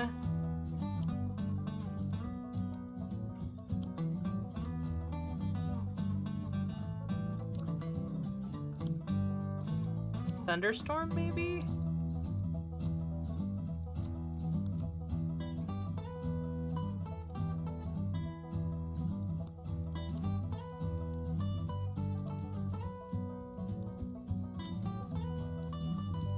Yeah, let's do the thunderstorm. Whoa. Yay. Write a story, stranger. In this country, I don't rightly know what this thing called America is. I know what I done been told in school, but the words don't fit the picture. What with tramping across the whole thing, Quinn. figure I'll find out for myself soon enough. I want to hear one of them venturing tales. Got any? Another venturing tale.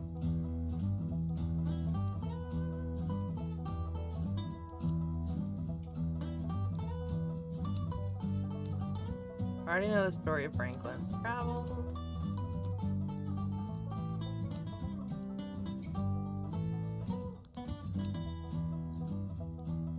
Let's do the seagulls, I guess.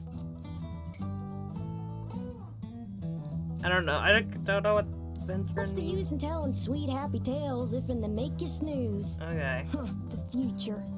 I suppose I'll just keep heading west. You're California pretty- sounds oh. mighty fine, and most everyone is heading that way anyhow. Well, sun's coming up, so I've got to get ready to go. Thanks for the tales, friend. Where you heading next? Friend. Decided yet? Maybe our paths will cross. Rhode Island. I'm going up the road this way myself.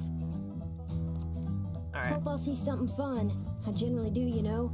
There's interesting things to see everywhere if you keep your eyes open.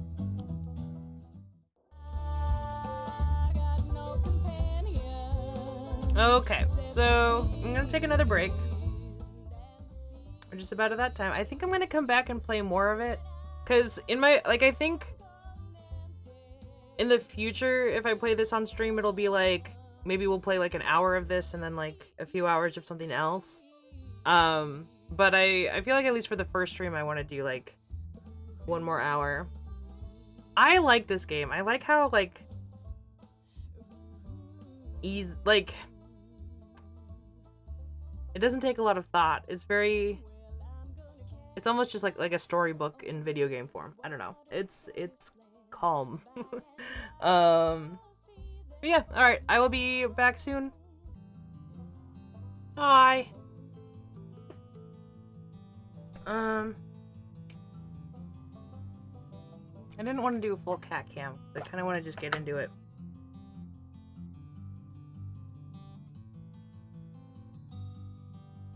But here's Rigel anyway. He literally doesn't want to move. Oh, bud. Okay. That's all. Also, welcome back. I hope you enjoyed the break. Oh, I totally forgot to show you. I set up... The reason why I was late for stream was I set up a thing. I mean, I set up the like... these things. The animations, but I also set up... So, now I have buttons that do this. Whee! Whee! Whee! I'll probably put a few more, like, positions just so, like, I can easily change where I am depending on the game that I'm playing, like if I'm covering anything up. But it's so fun. Whee! Whee! Whee! Ah! Woo! Oh, and now Rigel's back. Anyway. Getting back to it. Oh, I'm walking through a rock.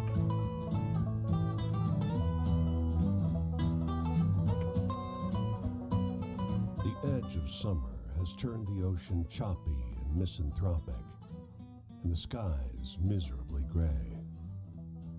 The boardwalk prophetess lured you into her tent with a promise to read a fortune for free. Seems like business has slowed to a crawl already. Sit at her table. Before you lie the instruments of her profession. There's tarot cards, Rider-Waite, but also Marseille for traditionalists. Rosary beads and costume jewelry, and of course, the centerpiece, a great glass globe. Listen to your fortune. With practiced theatricality, she goes directly for the crystal ball, letting her eyes unfocus as though she can see a great distance into it. She brings up names, places, asks if you've known someone called John, if you have a relative in Newark. Be a good sport or be a dick. I don't want to be a dick. You deflect her cold reading. What could she possibly know of your life? Her frustration with you mounts. When she abruptly stops talking, you think she's simply given up. But no. Ask her what's wrong. Her eyes, she says, her voice suddenly drained of the bassy drama that was her stock in trade. You've met him. You've seen him, too. You carry him with you. Yeah. Did you miss me? The words that come out of your mouth are not your own. They seem unwilling or unable to form properly out of a human throat. They're more like snarls, warning noises of a vicious animal. Try to move. The glass globe shatters. Your vision is hazy, and your body is not your own. You came far to get away from me. The voice This is the wolf, I guess? inside you says, but this one has a way of wandering. The fortune teller has collapsed, cowering. Consider your debt to me repaid. Hold on.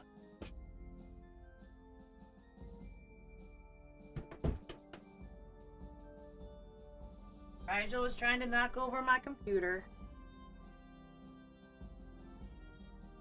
Black out is our only option.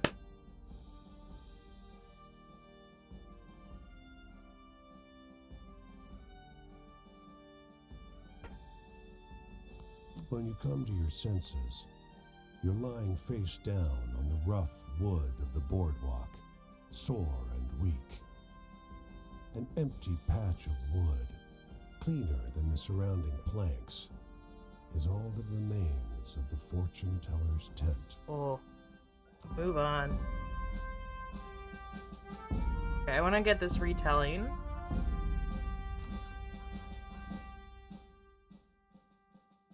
Policeman in the truck on this corner is having a pretty wild argument with someone on the other side of the radio. No, he keeps saying, no way. You listen in as the man on the radio finishes a wild story about the Leatherman whose ghost haunts Connecticut. Wait a second. I swear this is what happened, the cop over the radio insists. That's when it clicks. You know the story. It's a stranger version of the story of the Leatherman's cave, but with some bits left out or replaced. Ain't true, the cop in the truck sighs. If only he knew.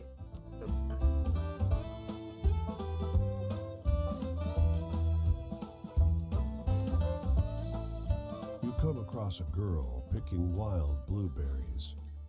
She smiles and greets you. Anin. She offers you some from her birch bark basket. Thank you. You reach in the basket for blueberries, but pull out a handful of small, smooth stones, all the colors of the rainbow. The snickering girl runs into the trees as fast and light as a rabbit. Throw stones or drops? I'm gonna drop them. The stones tumble from your hand and hit the ground, instantly turning black as the night. Your heart leaps in surprise. How strange. Move on. How strange indeed. I'm gonna get this camp.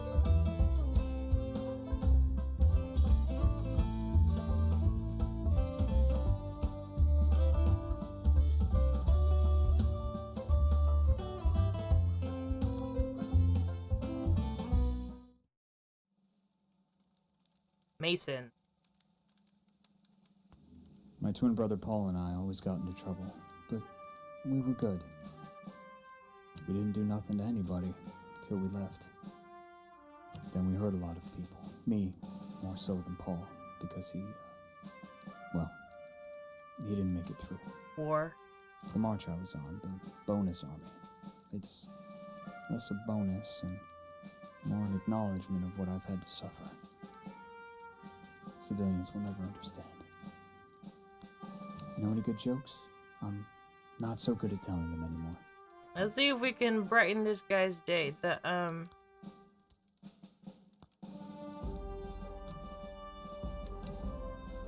Give it the wheelbarrow. That's supposed to be funny, I think. Wish I could tell that one to my sister. Home. Well, my sister, Jessie, won't forgive me for what happened to Paul, so she won't let me back home. That's very I sad. made my own way for a while after that, till no one could afford gardeners. Who could stand to care for the land nowadays? Do you know any happy stories? Hopeful ones? Happy, hopeful stories.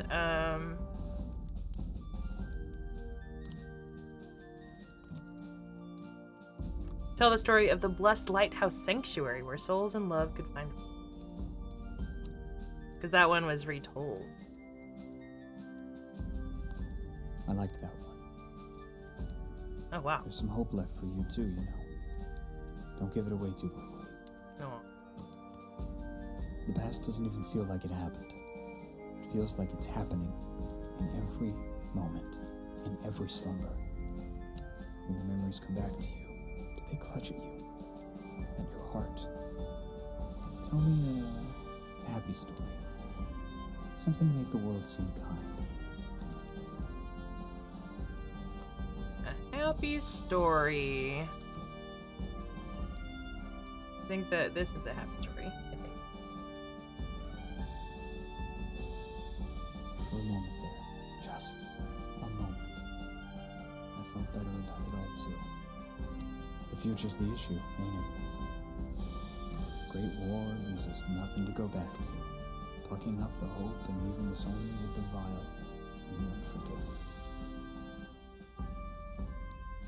Tell me a happy story.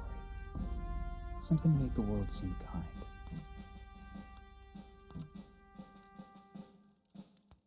Two brothers who reconnected. I liked that one. There's some hope left for you too, you know. Don't give it away too quickly. My family. They were good to me. Ma and Pa. And to Paul. And to my sister Jessie. Some days I wish I could find Jessie again and have her help me. She always liked Paul best. Aww. Do you know any happy stories? Hopeful ones? Hopeful, happy story.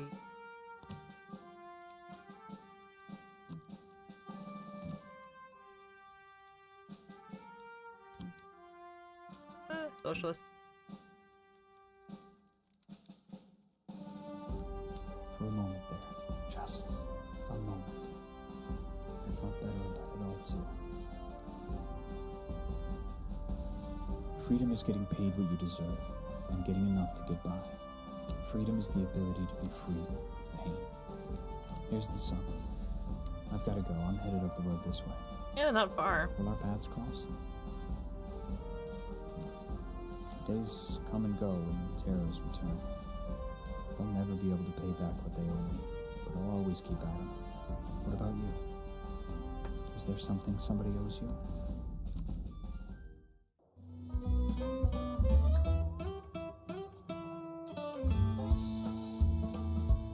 Alrighty.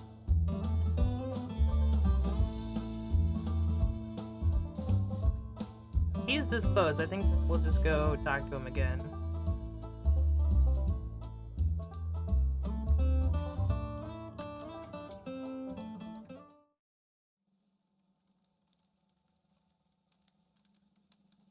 First, Ma and Pa wanted me and Paul on the front lines. They wanted someone to be proud of, and I did as they asked. Then the government wanted me to take an IOU, and I did. When there were no more jobs, I, along with thousands of others like me, went and asked Hoover to pay up. General MacArthur was so scared of us, he brought in goddamn tanks to keep us from tearing apart DC. Oh. So anyway, tell me a funny story? You seem like you know a few good ones. Here's this very depressing thing. Also, tell me a funny story.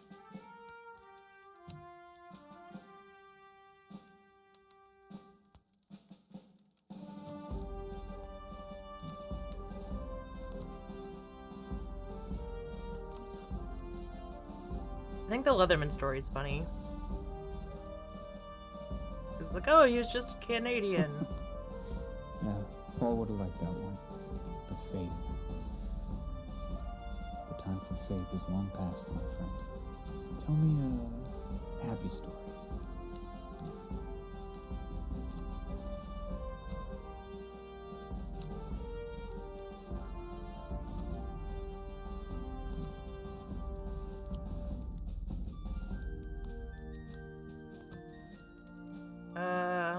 What about Franklin's Trout?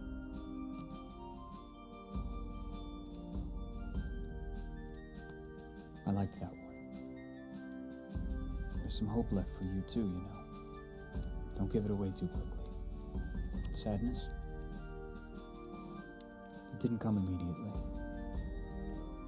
When Paul died, it left me feeling like half of me was missing. You don't get a connection like that. You can't go back and get another twin. Oh, it made me sad. The emptiness didn't last. It filled itself with sadness not long after. Do you know any happy stories? Hopeful ones?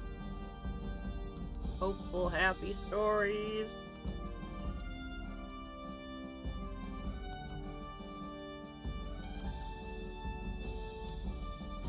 Huh.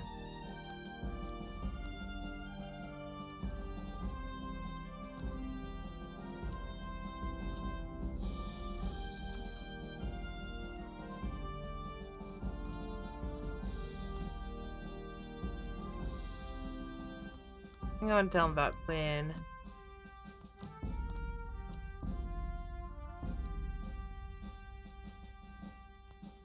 For a moment there, just a moment, I felt better about it all too. My journey? If you look at it all at once, it'll overwhelm you. It'll hurt your mind. If you take it day by day, then it won't hurt quite so much. My foot bears it a bit better. Have any exciting kind of story? My memories get my adrenaline up, but they're not exactly fun. Exciting.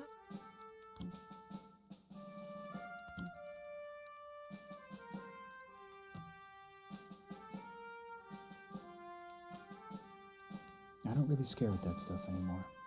Sorry. Okay. Traps.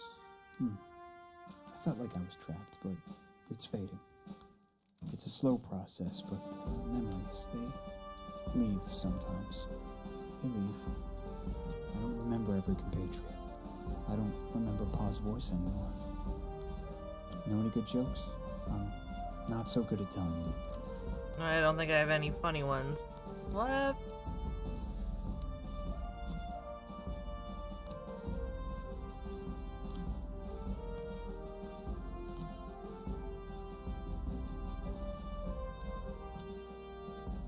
I don't know. That can't be true. That sounds like a Navy tale. That was literally just not the same thing. The audio said it was something else. Home? Everything has one, or everything should. Everything deserves one. I don't really tell this to people, but you know those little purple thistles, the prickly ones? Cirsium vulgare, they're called. Common weeds, but I love the little scratchy flowers, and I feel a little disappointed yanking out their roots. They never hurt anyone. The night's over soon. I should be leaving. He's just like The road going takes me this way next.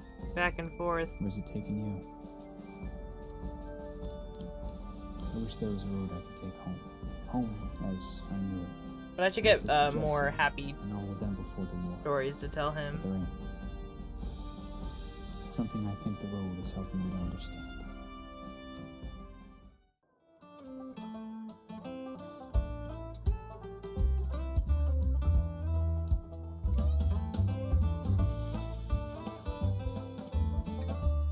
A long black car growls up in front of this hotel. Out steps a woman in her extravagant hat and coat, followed by a whole crowd of hangers-on. Is she a singer? An actress? You don't recognize her face. But to your surprise, you recognize the story she's telling. Listen in a sharp transatlantic accent. She's telling everyone in her party a story about the headless Hessian of Sleepy Hollow. It's clearly the story of the rider in the woods, but changed in a few entertaining ways. Keep listening. Isn't that something? She asks. Her various followers agree. She pays the driver of the limousine and sweeps into the hotel like a thunderstorm of red velvet. Someone should do a picture about it. You hear her exclaim. Move on. Yay. I'm gonna go get this one out here.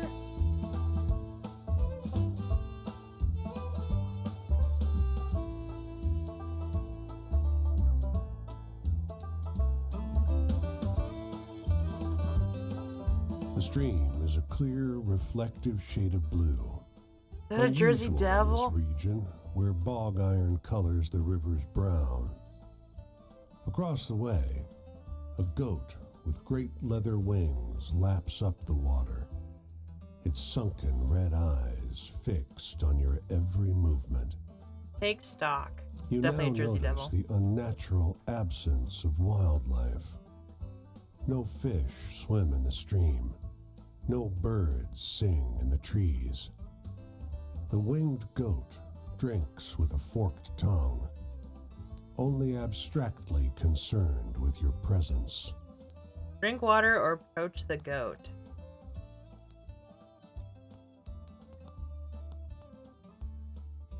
I want to approach the goat. Over the hill, a scorched one-room house lies abandoned, 2 of its 4 walls in ruins. The goat rears up, front hooves curled, and stretches its wings out to their full breadth. I'm gonna get closer. The goat opens its mouth and wails, a protracted, shrill sound, indistinguishable from the cry of a human infant. It only begins to stop when you take several steps back. Leave. The winged goat doesn't follow. Instead, it lies down inside the burnt house, surrounded by portraits of a large family, glass frames stained brown from smoke.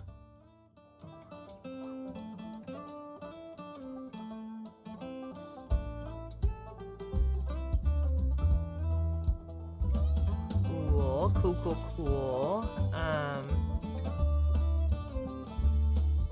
Maybe I'll hitchhike to DC.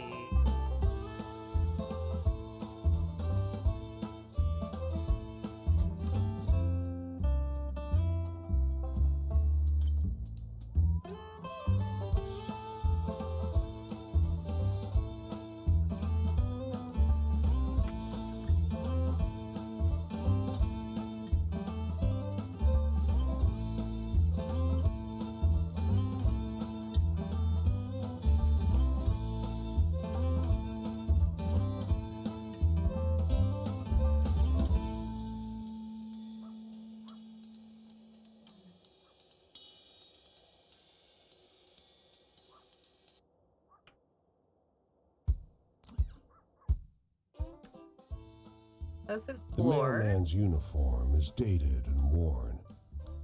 He sits on the edge of the road, head in hands. He looks up as you approach. Can you help? Car clipped me. I think my legs... Well, I'd appreciate it if you could deliver this for me. He holds out a brown envelope. Deliver the letter. The letter's addressed to a James Gibson Sr., 120 J Street. But the city stymies you. The blocks run straight from I to K. You stop a man for No J directions, Street. but he shakes his head and laughs. Someone's playing a joke on you. There's no J Street. Gonna keep looking. Over here. A woman in a brown coat overheard your question. She steers you down an alley.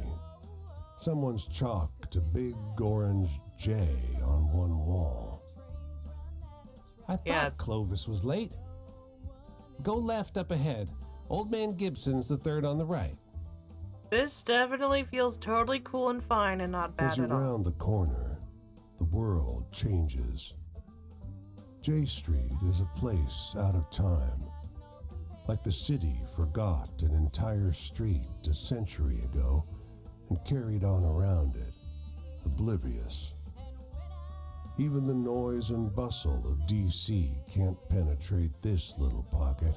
Knock on Gibson's The man door. who answers is ancient and stooped. He peers at the letter. I think it's from my son. I don't see so well anymore. Will you read it to me? You tear Oh, the letter open. It isn't good news. tell him the truth or lie.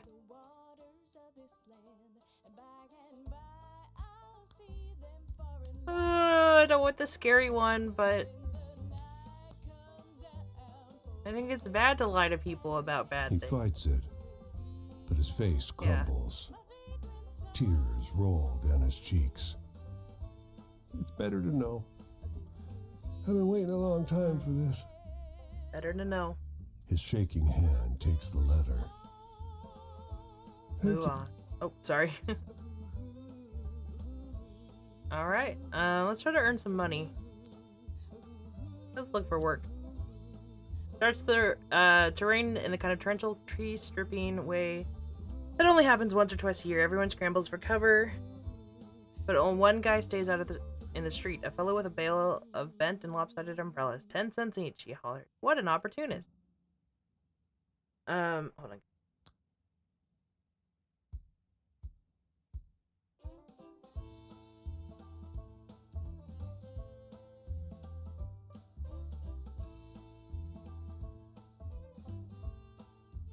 Anyway, the rain has soaked him through, but he's doing a roaring trade. Hey, he tells you, go run around on the main shopping streets and pick up all the umbrellas you see, okay?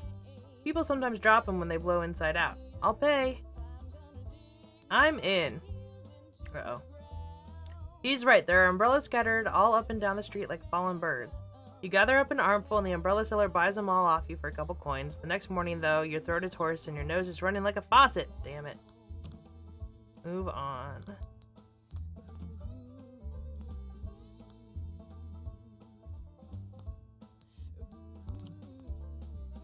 I'm gonna leave. I'm gonna heft my spade upon my weary back. I'm gonna keep their strides tucked in my soul. 'Cause when my Can I go across the bridge? No. Ooh, that's making me dizzy.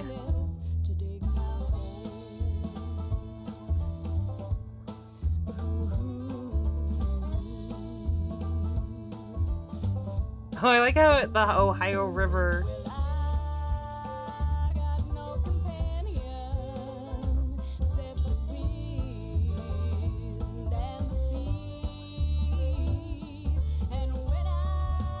Let's go.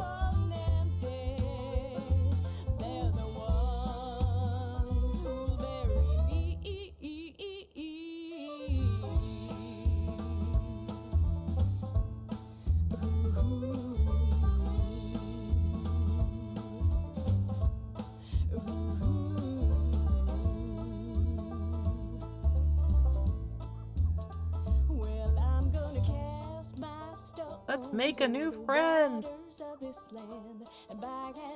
we're not quite there yet.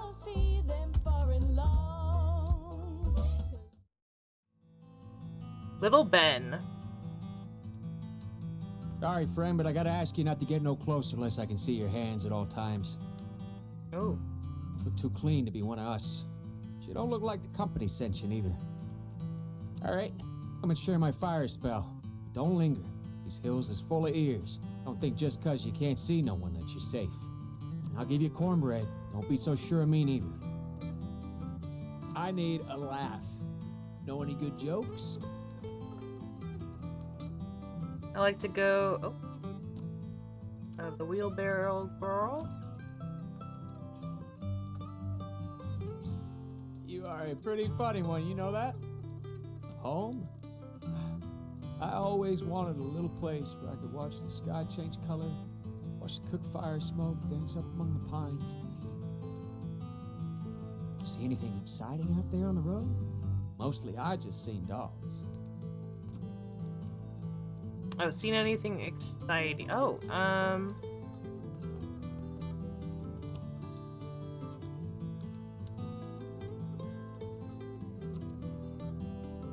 I don't know if this is exciting or just.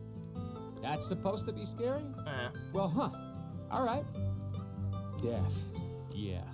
A little tin of morphine some of us carried down so as to die peaceful just in case.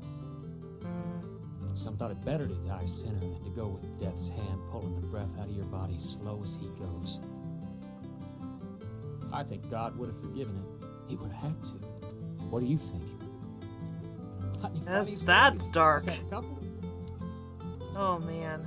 Funny stories.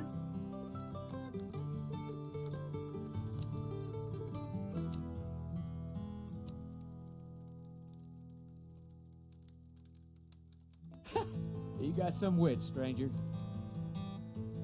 Trust. Can I trust you? If I asked you how many widows were made when the number 9 fell in, would you know? No. What year it was when they walked Samuels and his boys down to Big Sandy and done them like criminals? You heard the word of Mother Jones?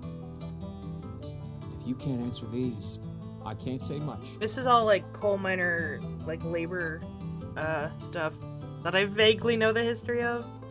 Anyway, I need to think about something else. Know any scary stories? Any spooky stuff?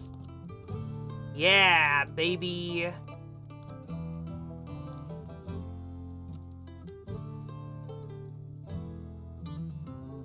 Working hard to scare me, ain't you?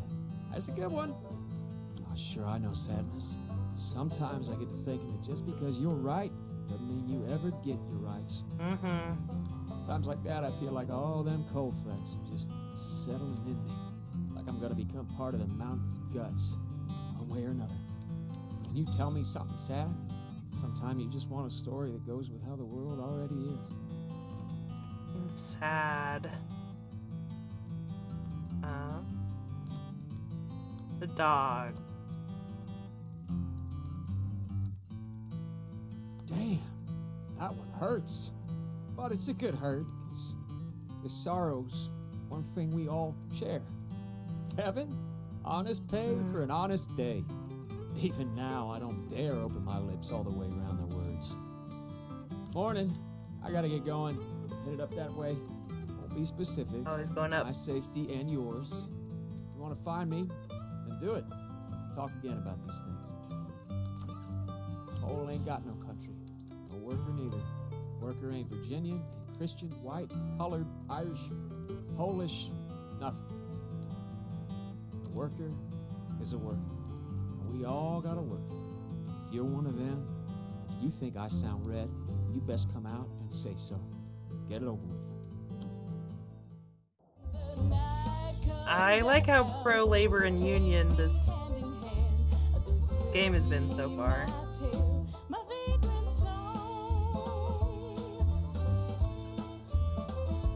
The man is the color of mill dust. His smile creases his face like folds in dough. He gestures you inside the dilapidated structure and shouts over the sound of driving wheels. You're welcome to sleep here. You don't want to rest by the river. Not in the evening.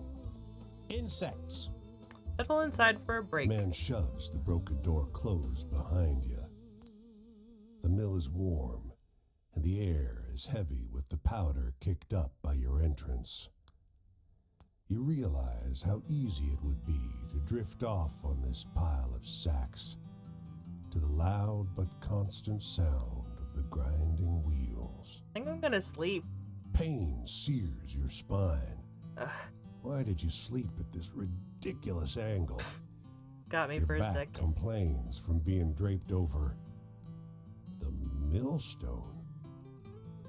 That's good the mill is totally abandoned. Its works long ago disconnected, or your legs would have been pulverized.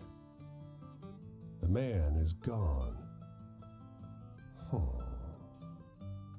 This is not a place to This is very American Gothic. I love it.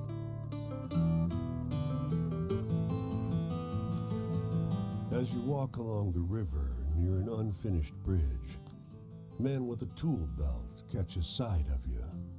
Hey, over there, he calls out. You look like you could use a quick way to get some hard-earned money. Okay. Hard-earned is right. The bridge hangs high over a perilous drop. I only have half a heart. He laughs uproariously. Absolutely not. High above the water, you see raptors with enormous wingspans wheeling through the sky. We'll have little more protection than them, the man says, but not much more. His eyes sparkle. He clearly loves this work. No thanks. Must be afraid of heights, he says. Guess it ain't for everyone. Doesn't scare me, though. Like, I don't have a We heart. Thunderbird people fly when we fall. Enough heart. He grins. A little way down the road, you look back and see he's already halfway back up the scaffolding, utterly at home in the sky.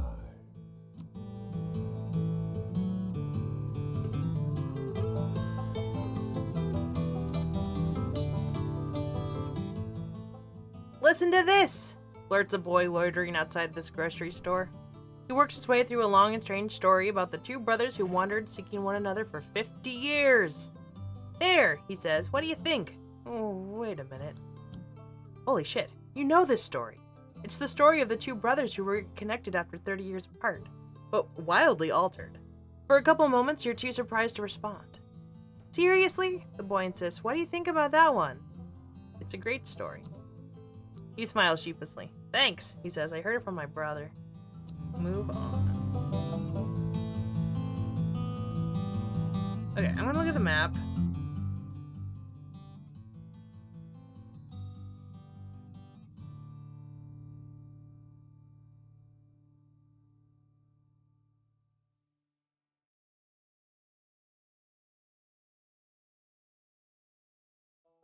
We could just keep going south, I guess. Oh, there's someone in Florida.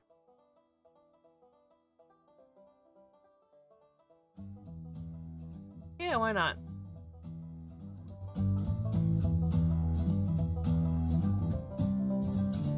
Maybe we can, hitchhike.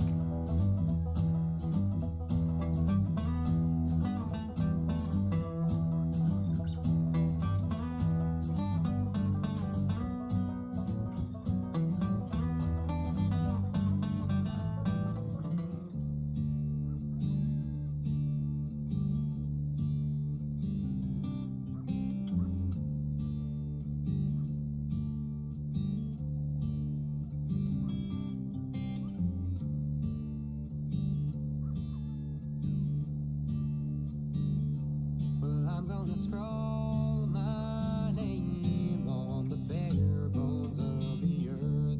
I'm gonna dig Love the music. my heels into the ground. He's small for his age. Boy of 13 or so, sitting on an upturned bucket by the side of a tiny wedge of farmland.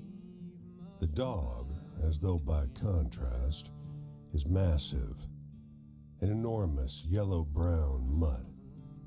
He's called Rover, the boy explains. Paul says he can't come with us. Where? West. You notice the Model A truck on the yard, piled high with furnishings and trunks and bags and knots of rope to tie it all together. And upon all that, too, yet more dust and grit. Paul says it has to be better. Why can't Rover go? With one toe tip, he scratches a parabola on the dead, dry ground. Paul says we can't afford to feed Rover no more. You can't tell where the blonde of the dog's coat ends and the omnipresent dust begins. Same goes for the boy's hair. Will you take him? You should, you can't. Should. Rover follows you eagerly after you feed him the tiniest sliver of jerky. But a few hours later, he snaps to attention, as though hearing some distant noise your ears can't catch. The last you see of him are the markings left by his dirty pelt. I hope Rover has a good life, living in the forest.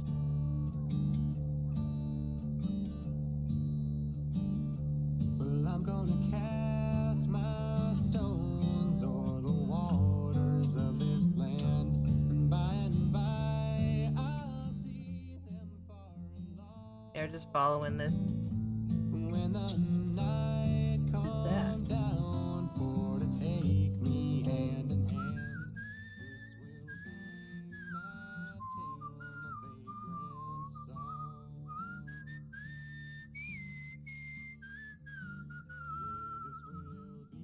be my tale, my vagrant song. Yeah, this will be my tale. The shanty sits on the shore like a lie on a con man's tongue, crowded by thick-spined trees. There's an old man on its porch, and a child, and what looks like 1,000 alligators knotted across the property. My love's being stubborn, sighs a voice behind you.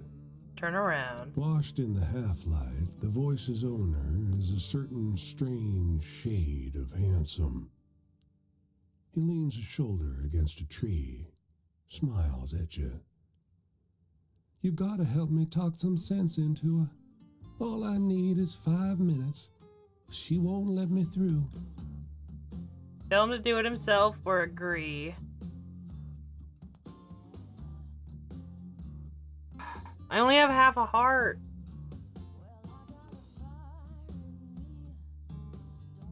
Tell him to do it That himself. look on his face. He could strike down God from their hallowed halls. He exhales, a thin cut of noise, before he dips his chin. Oh, maybe you're right. Maybe I should. Maybe I should tell her sorry like I should have done 10,000 years ago.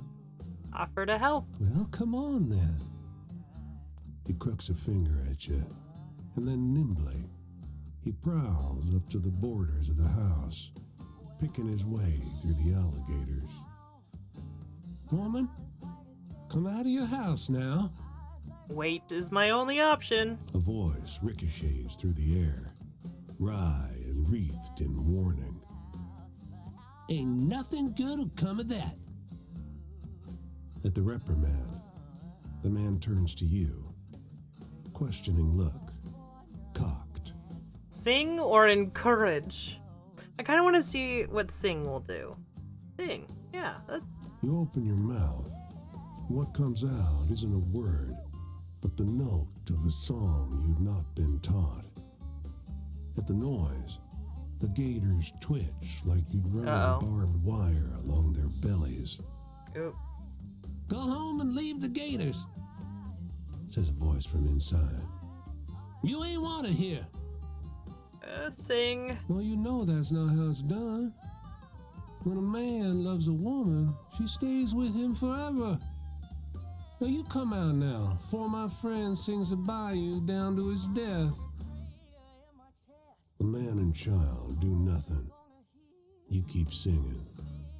All three of you cut loose from personal choice. Keep singing. A woman emerges. Blunt black hair, hungry eyes, face full of warning. This ain't your fight, stranger, she tells you gauzily, storm-cloud eyes holding your own. Suddenly, your throat's your own again. Leave.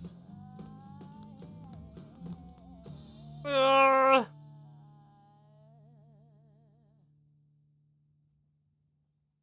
gonna keep singing. She sighs, and the alligators stir at the sound, the light catching in the crenellations of the spines. And for a second, looks like they're all frowning, not smiling as reptiles do, but scowling like a crash of aunts. Fine. Watch. Death comes without incident, for all that it arrives in a torrent of teeth and thrashing tails. Unlike lovers, the alligators bear no interest in causing pain.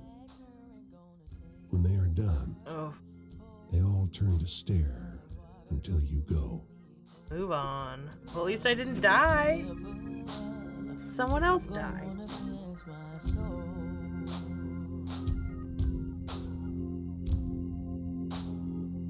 Won't heed temptation. I just walk on by. Sorry, special Starbucks delivery. I just walk on by. Alright. Almost done. But I want to keep going for a little bit. But I think we only have a couple minutes here until I wrap up the stream.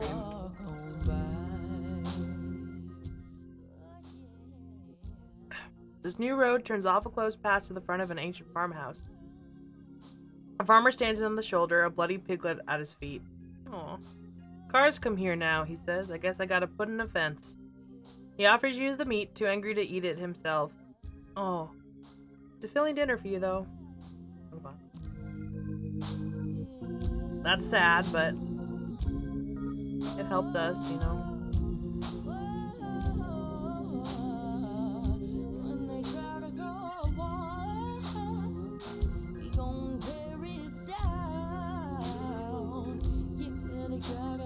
I love how the music changes depending on what state you're in.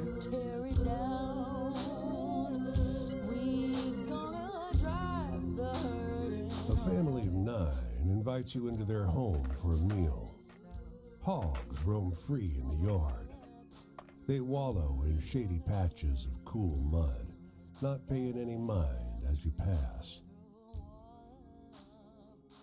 During supper, the hard wind puts an awful burden on the walls.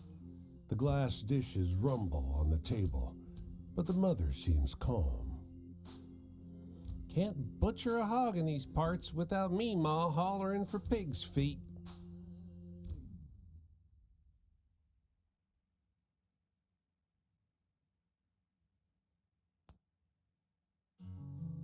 Sorry, I muted.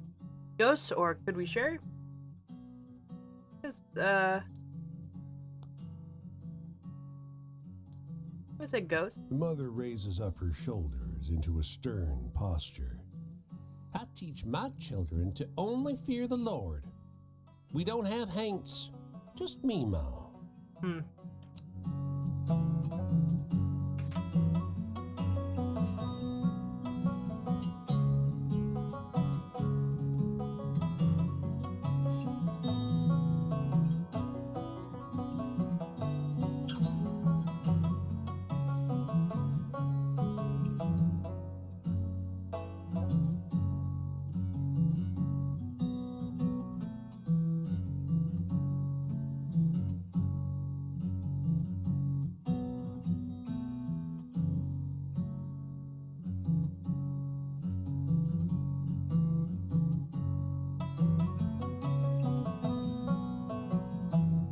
Ooh, brain freeze.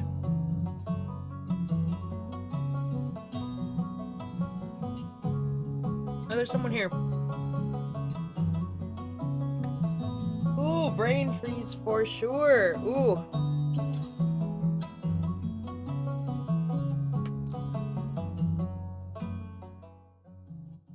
It's break time at this half-finished bridge. The workers are gathered around a young man who sits on a bucket like a king. They listen raptly to a story about the lighthouse lamp, which would only burn in the presence of true love. Listen to the tale. You realize it's the story of the blessed lighthouse sanctuary where souls in love could find respite, but heavily embellished. The young man on the bucket tells it masterfully, doing all the voices as if he's told it this way 1,000 times before. What a story. Nothing close to what actually happened, but this version is pretty good. You'll have an easy time remembering. Hold on.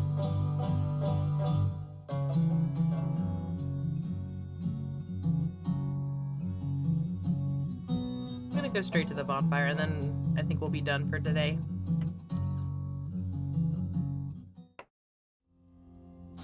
Jimmy. Evening there. You looking for a sermon or just a chat? Don't really matter, frankly. First thing I ever learned behind the pulpit is that every homily is just a conversation. Ain't as one-sided as you might think either. Preachers ain't shepherds, they're cowboys. They gotta run with the flock, keep them directed without fencing them in. So how about you take a seat and guide us somewhere? Hey, you have any spooky campfire tales? Feels appropriate out here, right? Something spooky.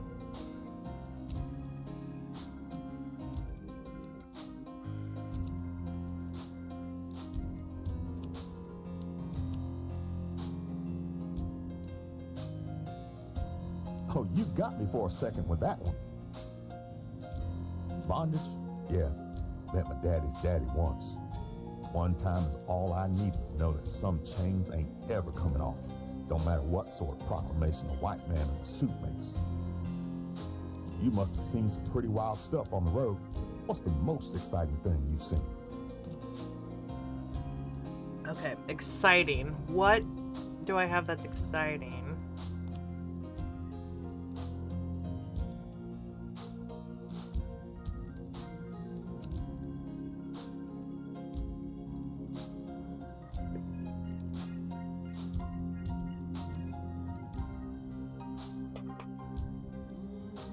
You've got a pretty wild life. You know that? Nice.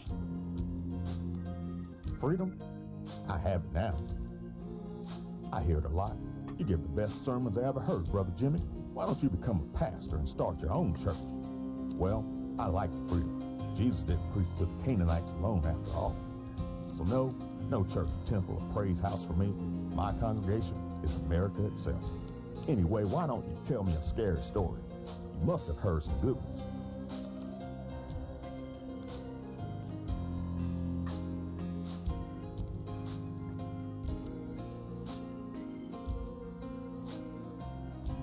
Oh, you could rattle a congregation's bones, I bet. Sadness? No. Preacher ain't allowed to be sad, except for a certain sort of sadness. You understand? We have to be salve. We have to lift up the community, challenge injustice. Folks like me can't be sad for ourselves when it's the congregation that really hurts. Lately, my journey's been pretty ordinary, just walking church to church. What about you? Been on any adventures?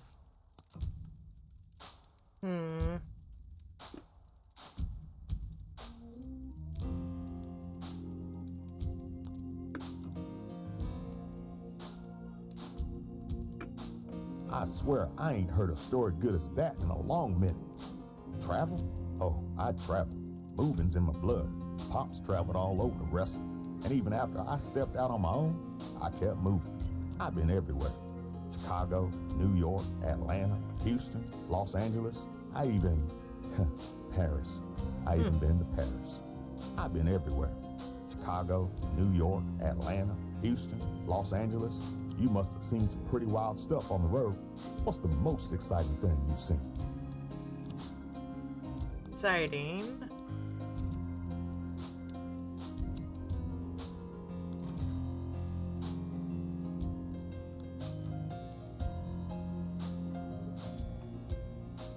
You've got a pretty wild life, you know that?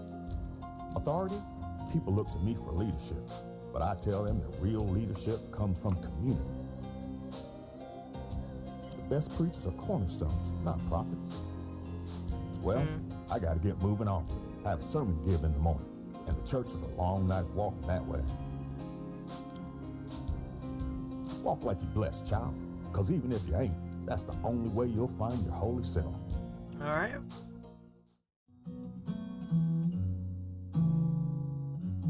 Okie dokie. That's all we're gonna do for today. I'm assuming this game just saves. Yeah. Okay.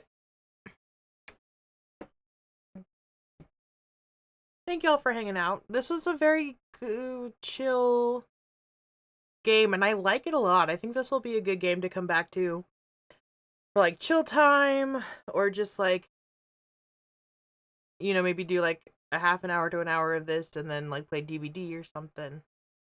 But I liked it.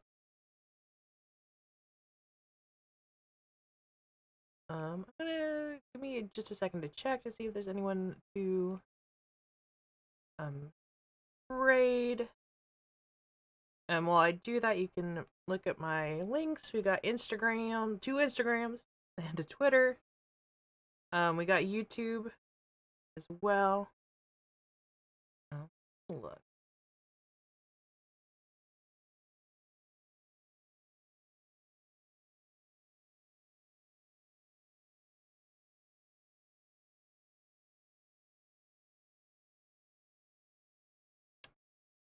It looks like the Jenna is playing a game called Viewfinder. It is a perspective puzzler game, which sounds pretty good. Oh wait, maybe I've heard of this. Anyway, that sounds really good. Jenna is awesome.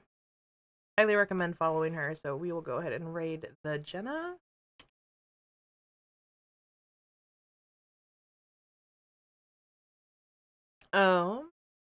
And I will see you over there. I hope you all have a great rest of your day. Thank you for the stream. Thank you for being here, Dadbeer. I hope this was like a good, cozy, like background stream for today. Because that, I don't know, I felt like I needed that, and I'm glad that that's what this kind of turned out to be. But yeah, I will see you on Thursday. I don't know what I'm gonna be playing Thursday. Maybe it'll probably be like some more of this game, and then we'll play something else. But I'm not sure what. But I will see you then. Okay, have a good rest of your day. Bye-bye.